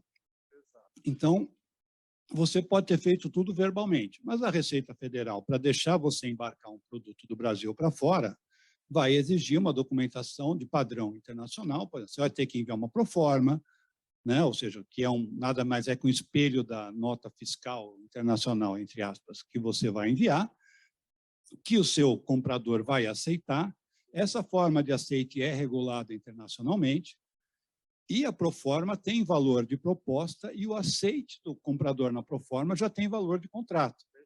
Então, a proforma ela tem que estabelecer uma série, é um formato internacional, não quer dizer que é um desenho igual, mas existem certas informações obrigatórias que vão ter que estar lá e que gera, sim, compromisso entre as partes, justifica cobrança, etc. Só que ela não fala de uma série de coisas que estão no contrato. E se acontecer isso? Só vai estar dito que o comprador te deve tantos $1.000 a serem pagos em determinado prazo. Mas se não acontecer, de quem eu cobro? Como é que eu faço? Para isso que é bom você ter o contrato, conforme a importância da transação para você, que vai te cobrir de uma série de outras eventualidades que a gente sempre espera que não aconteça. Perfeito. Então, só condensando as informações e resumindo para as empresas, de forma operacional, o acordo ele seria a junção de todos os documentos que antecedem o contrato internacional. Porém, a pesquisa do contrato internacional ela é muito importante para saber as cláusulas que serão colocadas, para também estarem durante a negociação, para os dois interagirem consequentemente. Exato. Dessa forma que a gente pode observar. Veja bem, você pode estar exportando para a Argentina. Faz parte do Mercosul, existe uma série de simplificações, não no mau sentido, mas é mais fácil exportar para a Argentina e importar. Né? Existem acordos internacionais, o Mercosul, que simplificam a documentação e tudo, e que garantem a possibilidade de cobrança também, mais fácil, etc. Então, você pode fazer uma negociação mais simples com a Argentina, mas você vai fazer a sua primeira venda para a Ucrânia, esquecendo que está em guerra, vamos dizer, antes da guerra. Você não sabe nada sobre a Ucrânia, a cultura da Ucrânia, né? Muita gente sabe, mas, a princípio, você é empresário, não sabe. Então, espera aí, como é que eu vou me precaver melhor contra ele? Eu sei que se eu exportar para a Argentina, aqui, que já exportei 20 vezes para a Argentina, vou exportar pela primeira vez para um cara novo, eu sei como cobrar, se ele não pagar, etc., é mais fácil. Mas, pô, se acontecer na Ucrânia, então, quer dizer, toda a documentação, os e-mails que eu troquei com o cliente argentino tem um valor. Eu não sei se eles valem a mesma coisa para eu exportar para a Ucrânia. E desde que formalizados também, unindo toda a comunicação, seja em texto, SMS, WhatsApp, formalizando no e-mail, como você havia comentado, já vira um documento juramentado por uma tribuna internacional, no caso, se fosse a ocorrência. E existem, então, dentro dos acordos internacionais, que é outro tema que a gente apresenta lá no PX, mas entre Brasil e Argentina já está estabelecido como vai ser cobrado, como vai ser executada uma dívida e etc. Né? Você não precisa nem ter isso no contrato, já está no acordo entre os países. Né? Mas lembrando que, como eu falei, nenhuma transação internacional se dá sem uma certa documentação, que é um padrão mundial. Quer dizer, se é sem isso, é contrabando, não é disso que estamos falando. Mas, para você embarcar qualquer produto do Brasil para fora, a Receita Federal exige que você tenha certa documentação, senão ela não permite o embarque. Né? Senão você vai estar fazendo, grosso modo, aqui, uma evasão de divisas. Quando você manda um produto do Brasil que vale $1 milhão aqui, a Receita quer saber que esse dinheiro vai vir, que alguém vai pagar. Você não está mandando dentro de alguma tramóia para levar um calote já combinado anteriormente. Exato. Né? Com certeza. Rodrigo, nós temos algumas outras perguntas, então vou aproveitando para a gente seguir só com mais um pouquinho bate-papo, porque a gente vai já direcionar também, o Rodrigo, de repente, tem pergunta para a Márcia. E só a questão de quando, nesse momento da nova pandemia, que possivelmente pode surgir ou não, é uma incerteza, porém, nos casos de países que estão fechando, se uma empresa ela tem um contrato internacional pré-pandemia e ela tem essa recorrência de o país fechar, como que ela deve agir? Como que ela deve... de quem é essa responsabilidade, visto que existe um contrato internacional entabulado anteriormente? Mas aconteceu o fechamento do país, não tem como acessar o produto, como o exemplo do canal de Suez que você acabou de comentar. Então, quem se responsabiliza nesse caso? Seria força maior? Isso é força maior. Perfeito. Né? A menos que no contrato estivesse... Olha, hoje a gente sabe, tem um risco de fechamento por conta da Covid. Se você ou o seu comprador quer se precaver, já pode dizer, olha, se acontecer isso... Ótimo, né? Existem países lá, nórdicos, né? Em que um inverno mais rigoroso impede o tráfego marítimo. Então, normalmente, uma negociação com eles já tem essa cláusula. Olha, existe força maior, mas bloqueio por gelo não é força maior, já está especificado. Se tiver o bloqueio, o navio vai descarregar mais ao sul aqui, no porto tal. Né? Ou seja, mas tudo que não tiver previsto no contrato e que fosse impossível prever é força maior. Perfeito, excelente. Muito obrigado, Ricardo. Eu vou agora, o Rodrigo ele vai fazer algumas perguntas ou interação aí para a gente também, caso queiram compartilhar mais algum assunto. Só para quem está online, né, nós estamos com alguns colegas online, fiquem à vontade para a gente poder trazer as dúvidas, perguntas. A gente teve um gap aí em relação ao início do evento para começar a fazer a gravação, então eu vou fazer um resumo rápido, que esses encontros, diferente de uma capacitação, né, para a gente poder debater, né, são temas extremamente estratégicos, né? Então, para algumas empresas que ainda não participam dos eventos internacionais, a nossa intenção foi explicar, com a exposição da Márcia, né, da São Paulo Negócios, as possibilidades, né, e a gente não descartar o ambiente online.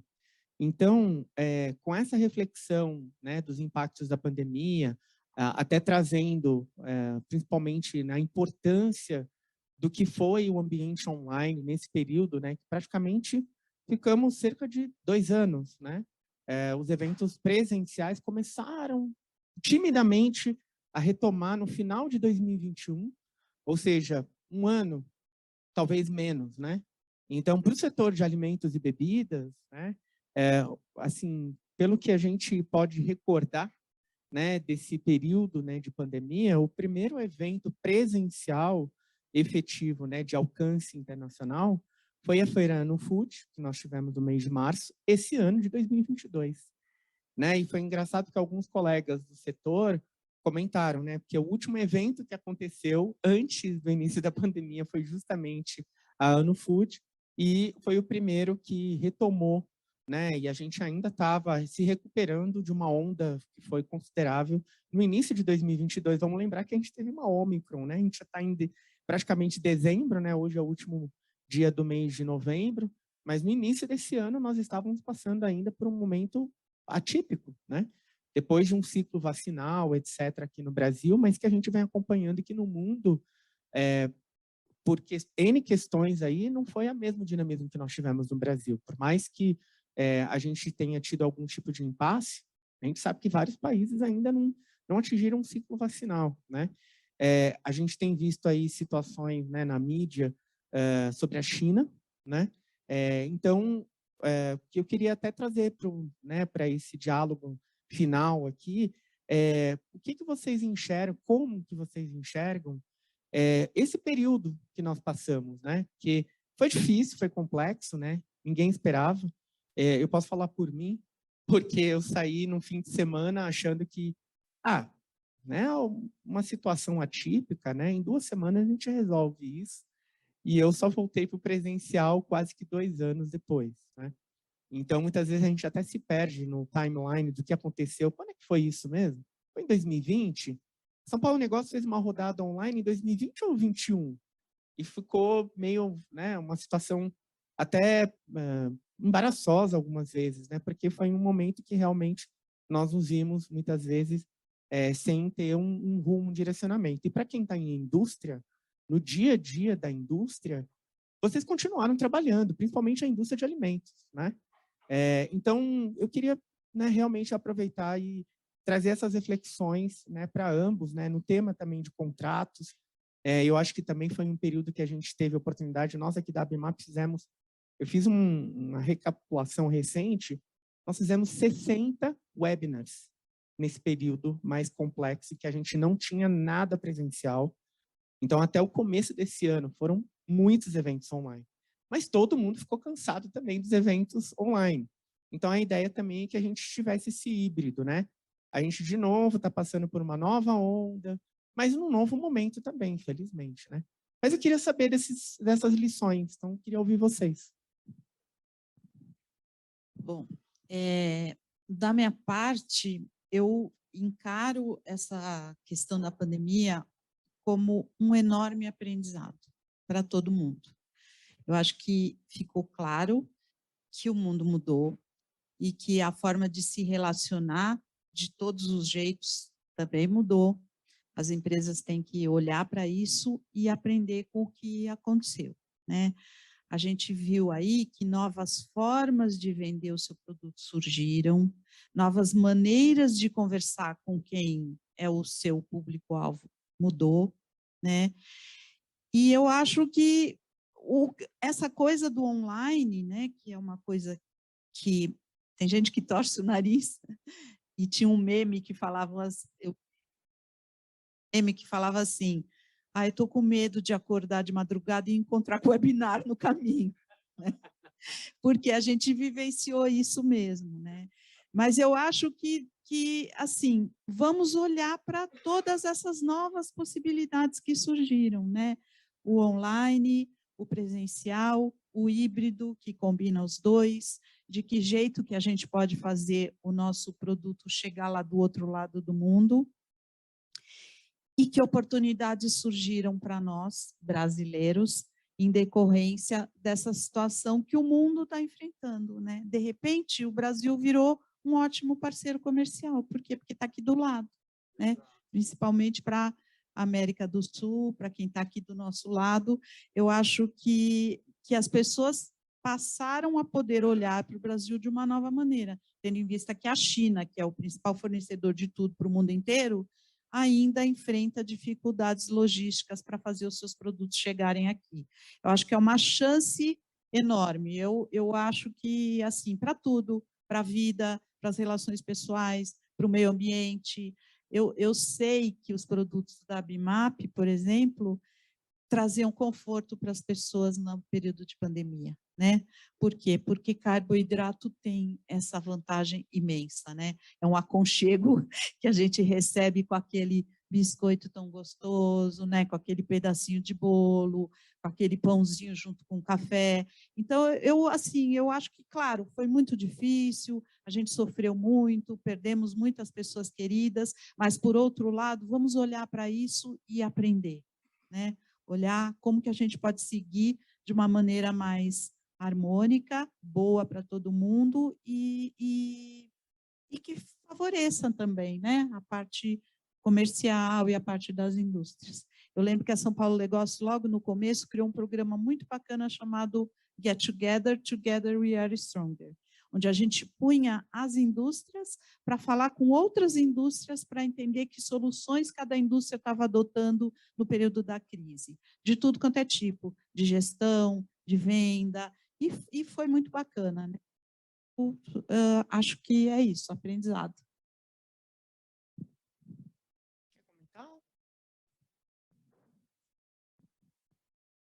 Assim, dentro dos aspectos relacionados ao tema, né, que falei aqui de contratos internacionais, até o Fabiano já colocou algumas perguntas sobre a pandemia, etc. Na elaboração dos contratos, existe esse risco daqui para frente.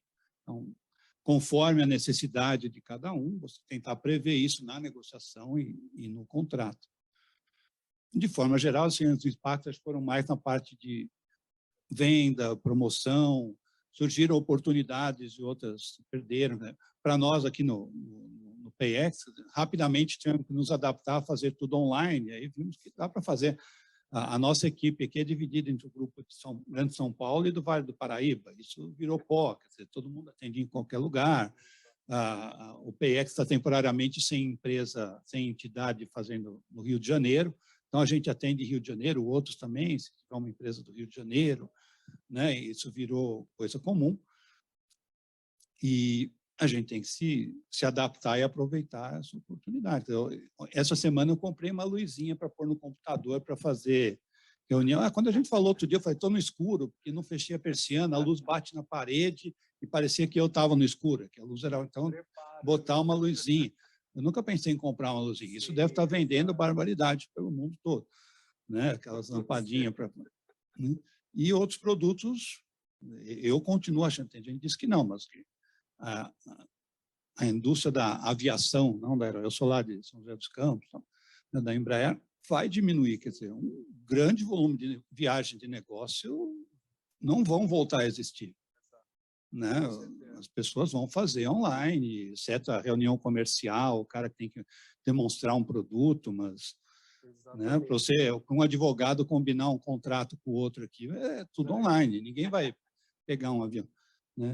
Eu lembro quando eu era trainee, recém-formado, na Pricewaterhouse, meu primeiro voo a trabalho foi porque tinha uma greve do Correio e tinha um relatório que tinha que ser levado para o escritório do Rio de Janeiro. Pegaram o trainee ali, entra no avião e leva, né?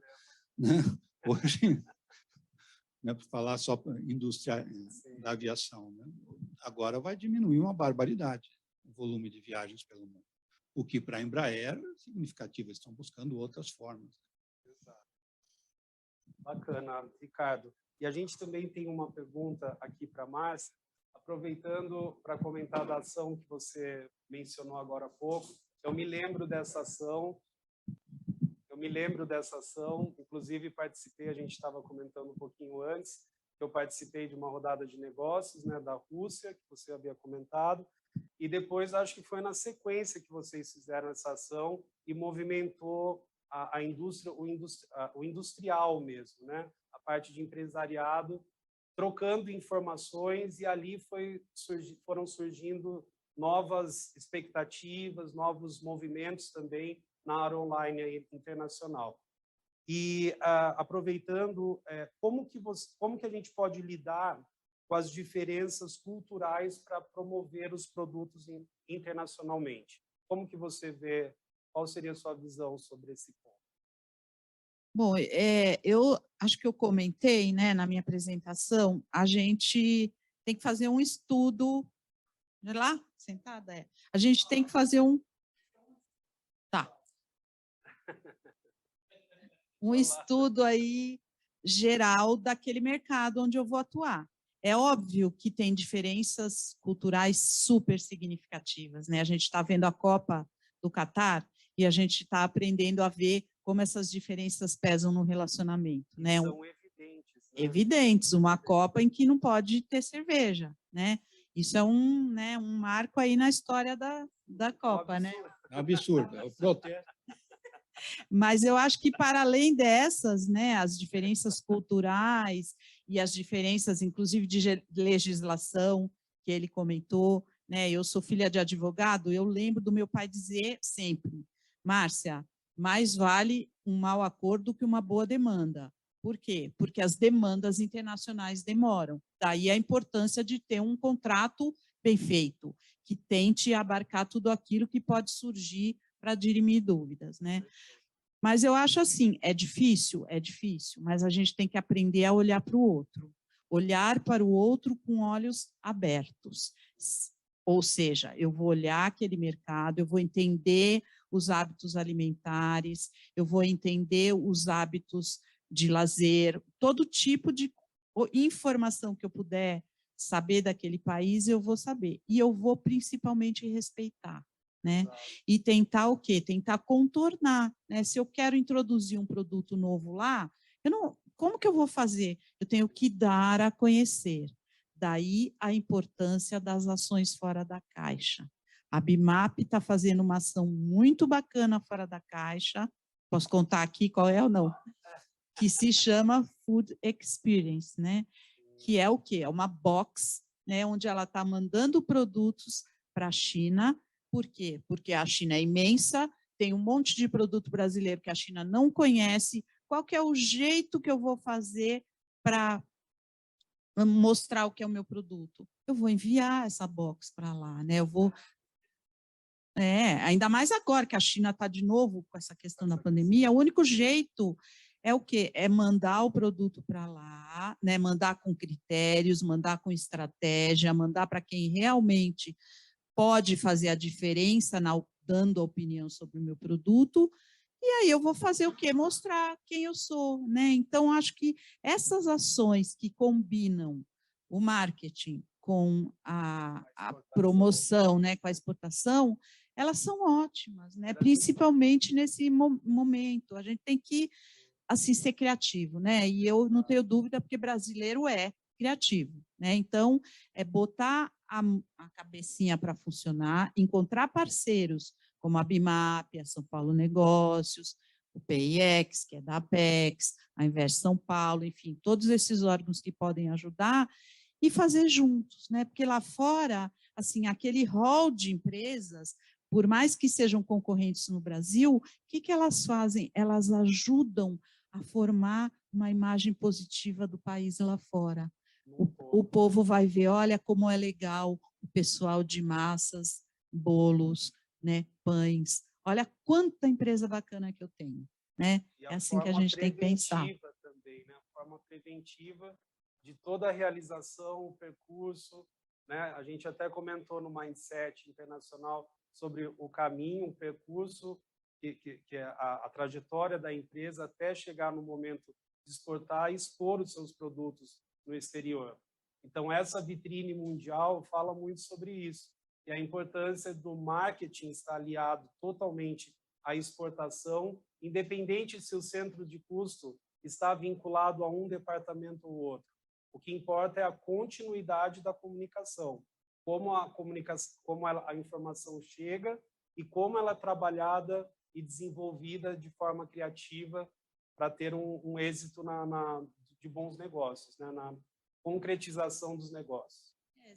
Você tocou um ponto aí que é fundamental, né? Que mostra exatamente a importância desses aspectos culturais, né? Ou seja, eu vou mandar uma mensagem para qual país? O que eu vou falar nessa mensagem? Como é que o cara do outro lado, de outro país, de outra cultura, de outro idioma, vai entender a mensagem que eu estou passando para ele da forma que eu quero que ele entenda, se eu não levar em conta esses aspectos, né? É um desafio, mas é possível, né? É possível. Tá aí um monte de empresas mundiais, Coca-Cola, Nike, que falam o quê? Um idioma mundial, né? Exatamente. Inclusive empresas aqui com uma maturidade exportadora, associados da BIMAP, e que já participaram do circuito internacional de feiras e que também contribuíram com um valor muito significativo no PIB brasileiro, né? Então, eu acho que a gente está caminhando para uma direção muito interessante,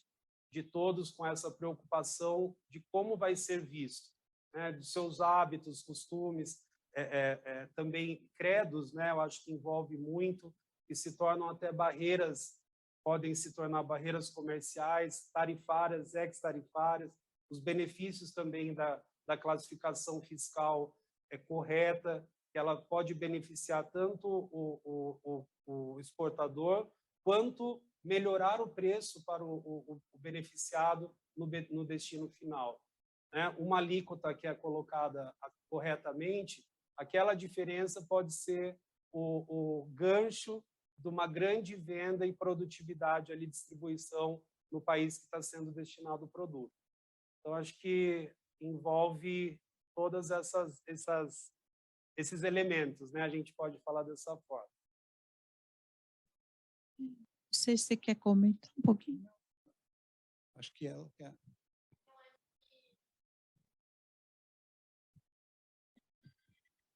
É muito legal a gente, na verdade, muito legal não, é muito interessante a gente estar vendo a Copa, né? E eu fico pensando como, às vezes, no processo de exportação também é difícil, porque, por exemplo, eu como mulher, será que se eu fosse lá fazer uma reunião para vender meu produto, eles iam me olhar como um homem? Então, eu acho que, muito provavelmente não, né? Infelizmente. Então, como vocês falariam para uma empresa que está começando, para ela se preparar, talvez, para uma rodada de negócios com um país específico, né? Então, sei lá, talvez é o jeito de se vestir, é o jeito de se portar, talvez eu tenha que né, cobrir meu cabelo ou não. Então, que primeiras dicas vocês dariam para as empresas que estão começando e querem explorar um mercado específico culturalmente tão diferente? Só fazendo uma observação, a Carol, ela faz parte da equipe da Talura, que é de logística. No nosso próximo encontro teremos a Talura inclusive como patrocinador e também participante convidado aqui no terceiro encontro. Só para dar um oi para o pessoal, Carol. Isso, Carol. O pessoal já está te vendo ali.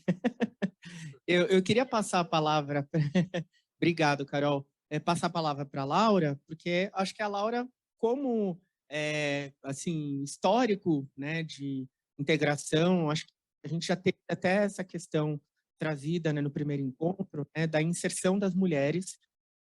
É o histórico do setor da ABIMAP, do setor de biscoitos, massas.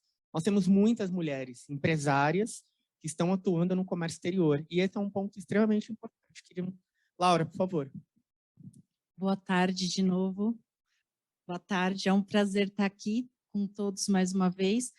E eu quero compartilhar realmente, porque eu tenho aí uma jornada de 20 anos e atuei nesses países, né? Mas, sinceramente, diante da postura que eu tive, eu nunca tive nenhum problema. Mas realmente é necessário o estudo da cultura. Eu acho que realmente essa é a grande sacada. Conversar com pessoas que já foram, pessoas experientes, até pedir orientação para a BIMAP, para a Fafex, para São Paulo Negócios, que já entendem disso, porque quem vai a primeira vez é sempre bom ver quem está indo, o que já fez. Ou seja, dependendo do país, na região do Golfo, Arábia Saudita, por exemplo, realmente precisa ser coberto o cabelo, né? Precisa estar lá com as vestes. Já nos Emirados Árabes e no Catar, já é um pouquinho mais tranquilo, porém é bom manter uma certa postura, né? Não vai se chegar lá numa feira, numa missão, numa rodada, com uma saia assim, acima do pé. É bom já ir com uma saia mais compridinha, né? E dependendo, assim, até a sandália pode querer dizer alguma coisa. Então, sempre optei por colocar o pé mais escondidinho lá, né? Eu não tenho a opção de colocar, por exemplo, uma sandalinha, assim, mesmo estando calorzinho lá. E assim, já não precisa cobrir o rosto, a postura, a forma como eu lidar, não dar as mãos, não estar tão próximo. Então, assim, é uma série de postura que nós podemos adotar e que não vai haver problema. Pelo menos eu não tive nenhum problema nesse contexto, né? A primeira vez que eu fui para um país assim da região do Golfo, por exemplo, foi em 2008. Então já faz há muito tempo atrás. E aí eu não tive problema, mas eu posso depois, se alguém tiver alguma pergunta mais pontual, eu posso compartilhar. Não sei se eu respondi assim satisfatoriamente, mas enfim, é isso. Inclusive, nessa viagem de 2008, eu representava uma empresa e você outra. É verdade. Estávamos juntos. E fomos os pioneiros em Dubai. Só Obrigado, emendando, eu não vou lembrar agora os links exatamente, mas a gente passa disso no PEX, quando fala de questões culturais entre países, etc. Existem vários manuais sobre isso. Você pegar na própria página da Apex, você vai achar. Uma boa fonte são as SECONs, lá do Ministério das Relações Exteriores. Ou seja, basicamente, qualquer embaixada do Brasil em outros países, eles têm um manualzinho de conduta sobre aquele país. Você procurar SECON, você vai achar fácil no site da Apex ou do MRE, né? E, além disso, esses países que têm culturas diferentes da ocidental padrão, né, se é que a gente pode se chamar de padrão, eles próprios editam os manuaizinhos para evitar problemas. Você vê mesmo na Copa do Mundo, a FIFA já fez, a FIFA já distribuiu para o mundo inteiro. Ó, no Catar é assim, assim. Então, a Arábia Saudita tem lá deles mesmos a edição, o Japão também é uma cultura diferente da nossa. Se você pegar, a primeira fonte seria a SECONS do Ministério das Relações Exteriores. Olha, eu quero ir para Okinawa, no Japão. Tem um consulado em Okinawa e eles vão te dizer que é um pouco diferente de Tóquio. Né? Exato. E também na questão dos homens, nós homens, também tem algumas condutas que a gente tem que ficar muito atento. Por exemplo, o cabelo da mulher, ele não é exposto porque é sagrado. O homem, que a não ser o marido dela, não pode tocar no cabelo de uma mulher. Então, esse cuidado ao cumprimentar, esse cuidado a se aproximar de uma mulher casada, de uma mulher que esteja numa mesa de negócios, independente se ela é solteira ou casada, mas jamais encostar no cabelo. É um bem precioso, uma parte, né, que vocês podem definir até melhor, mas seria essa questão. Então, não é só para a mulher. Existem condutas a serem seguidas também, costumes, hábitos, e o homem também tem que ficar muito atento.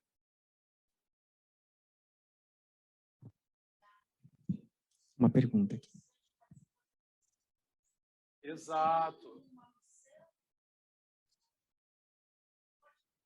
Sim, a Laura até levantou agora uma outra informação do quanto o preparo faz muita diferença de ir para um país. As missões empresariais, nós fizemos aqui pela BIMAP, fomos ao México, Costa Rica, fomos ao Panamá, a Colômbia, Chile, Panamá, República Dominicana, enfim, nós fizemos aí um giro, né? Acho que eu fui depois, né? E aí para a República Dominicana. E aí eu acho que todas essas informações que a gente captou durante as missões, a gente aplicou já na questão do pós-feira, pós-evento.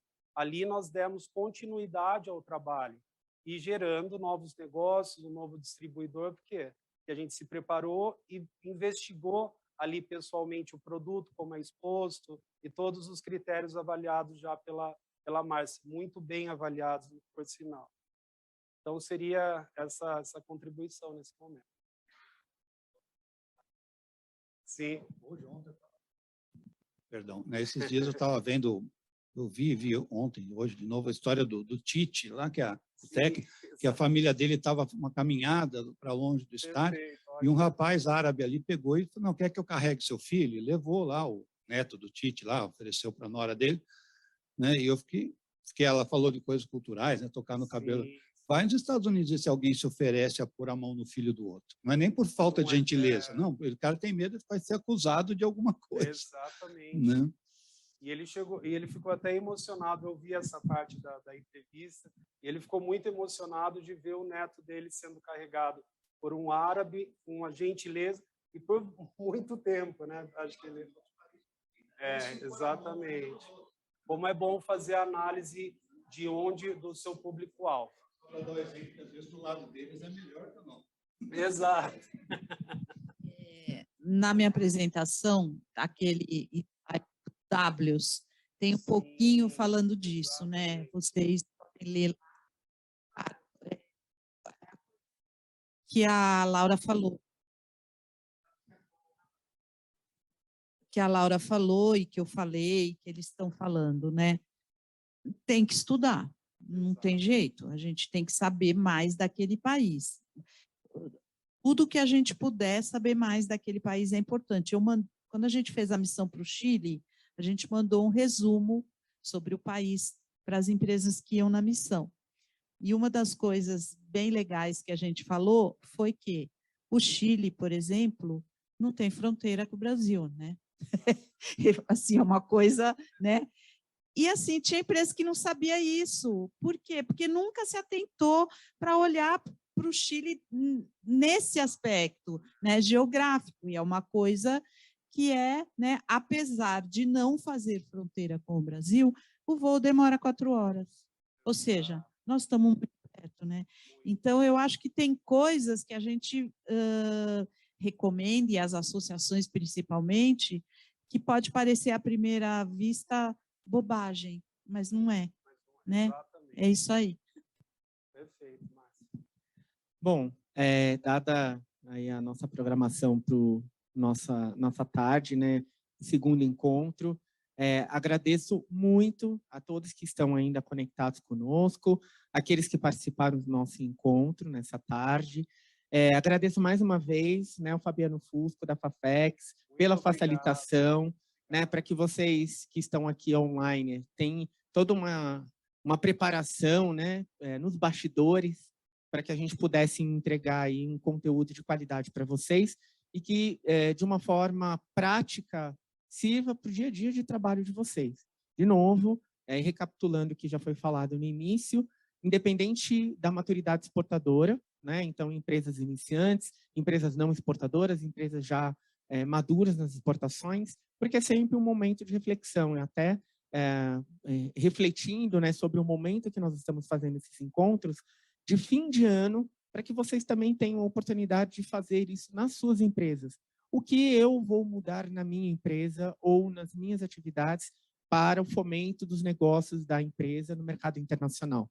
né? Então, se você é o gestor de exportação da sua empresa, ou está com esse desafio, ou está contribuindo para o fomento das exportações, enfim, é um momento que a gente tem, né, de conclusão das atividades do ano, e sempre com uma perspectiva positiva. Então, a Márcia e o Ricardo trouxeram nessa tarde, né, para vocês, alguns apontamentos de como que vocês podem atuar de uma forma mais estratégica no mercado internacional, né? Então, esse é o nosso objetivo dos talks, né? Então, a gente finaliza hoje esse segundo encontro trazendo apontamentos sobre promoção comercial e contratos internacionais, fazendo vistas ao que a gente já falou no primeiro encontro de estruturação da agenda exportadora, e o próximo, que a gente vai finalizar esse ciclo, abordando outros pontos estratégicos e fundamentais, o Fabiano já trouxe aqui, de logística internacional. Então, muitos de vocês devem ter passado ou ainda estão passando por uma série de desafios, e aí a questão de contratos é extremamente importante, porque até o início dos problemas de logística internacional, muitos pontos talvez não fossem abordados nos contratos internacionais. Mas, dada essa realidade e dado o conhecimento de que vários desafios estão proporcionando atrasos no envio de cargas, né, atrasos para que você possa fazer embarque, como que você coloca esses aspectos de estamos sabendo desse cenário atual e precisamos fazer essas previsões de uma forma a dar maior segurança e reduzir os riscos das operações internacionais da minha empresa. E aí vem a questão do contrato. Então, nós precisamos estar, né, preparados para essas mudanças, né?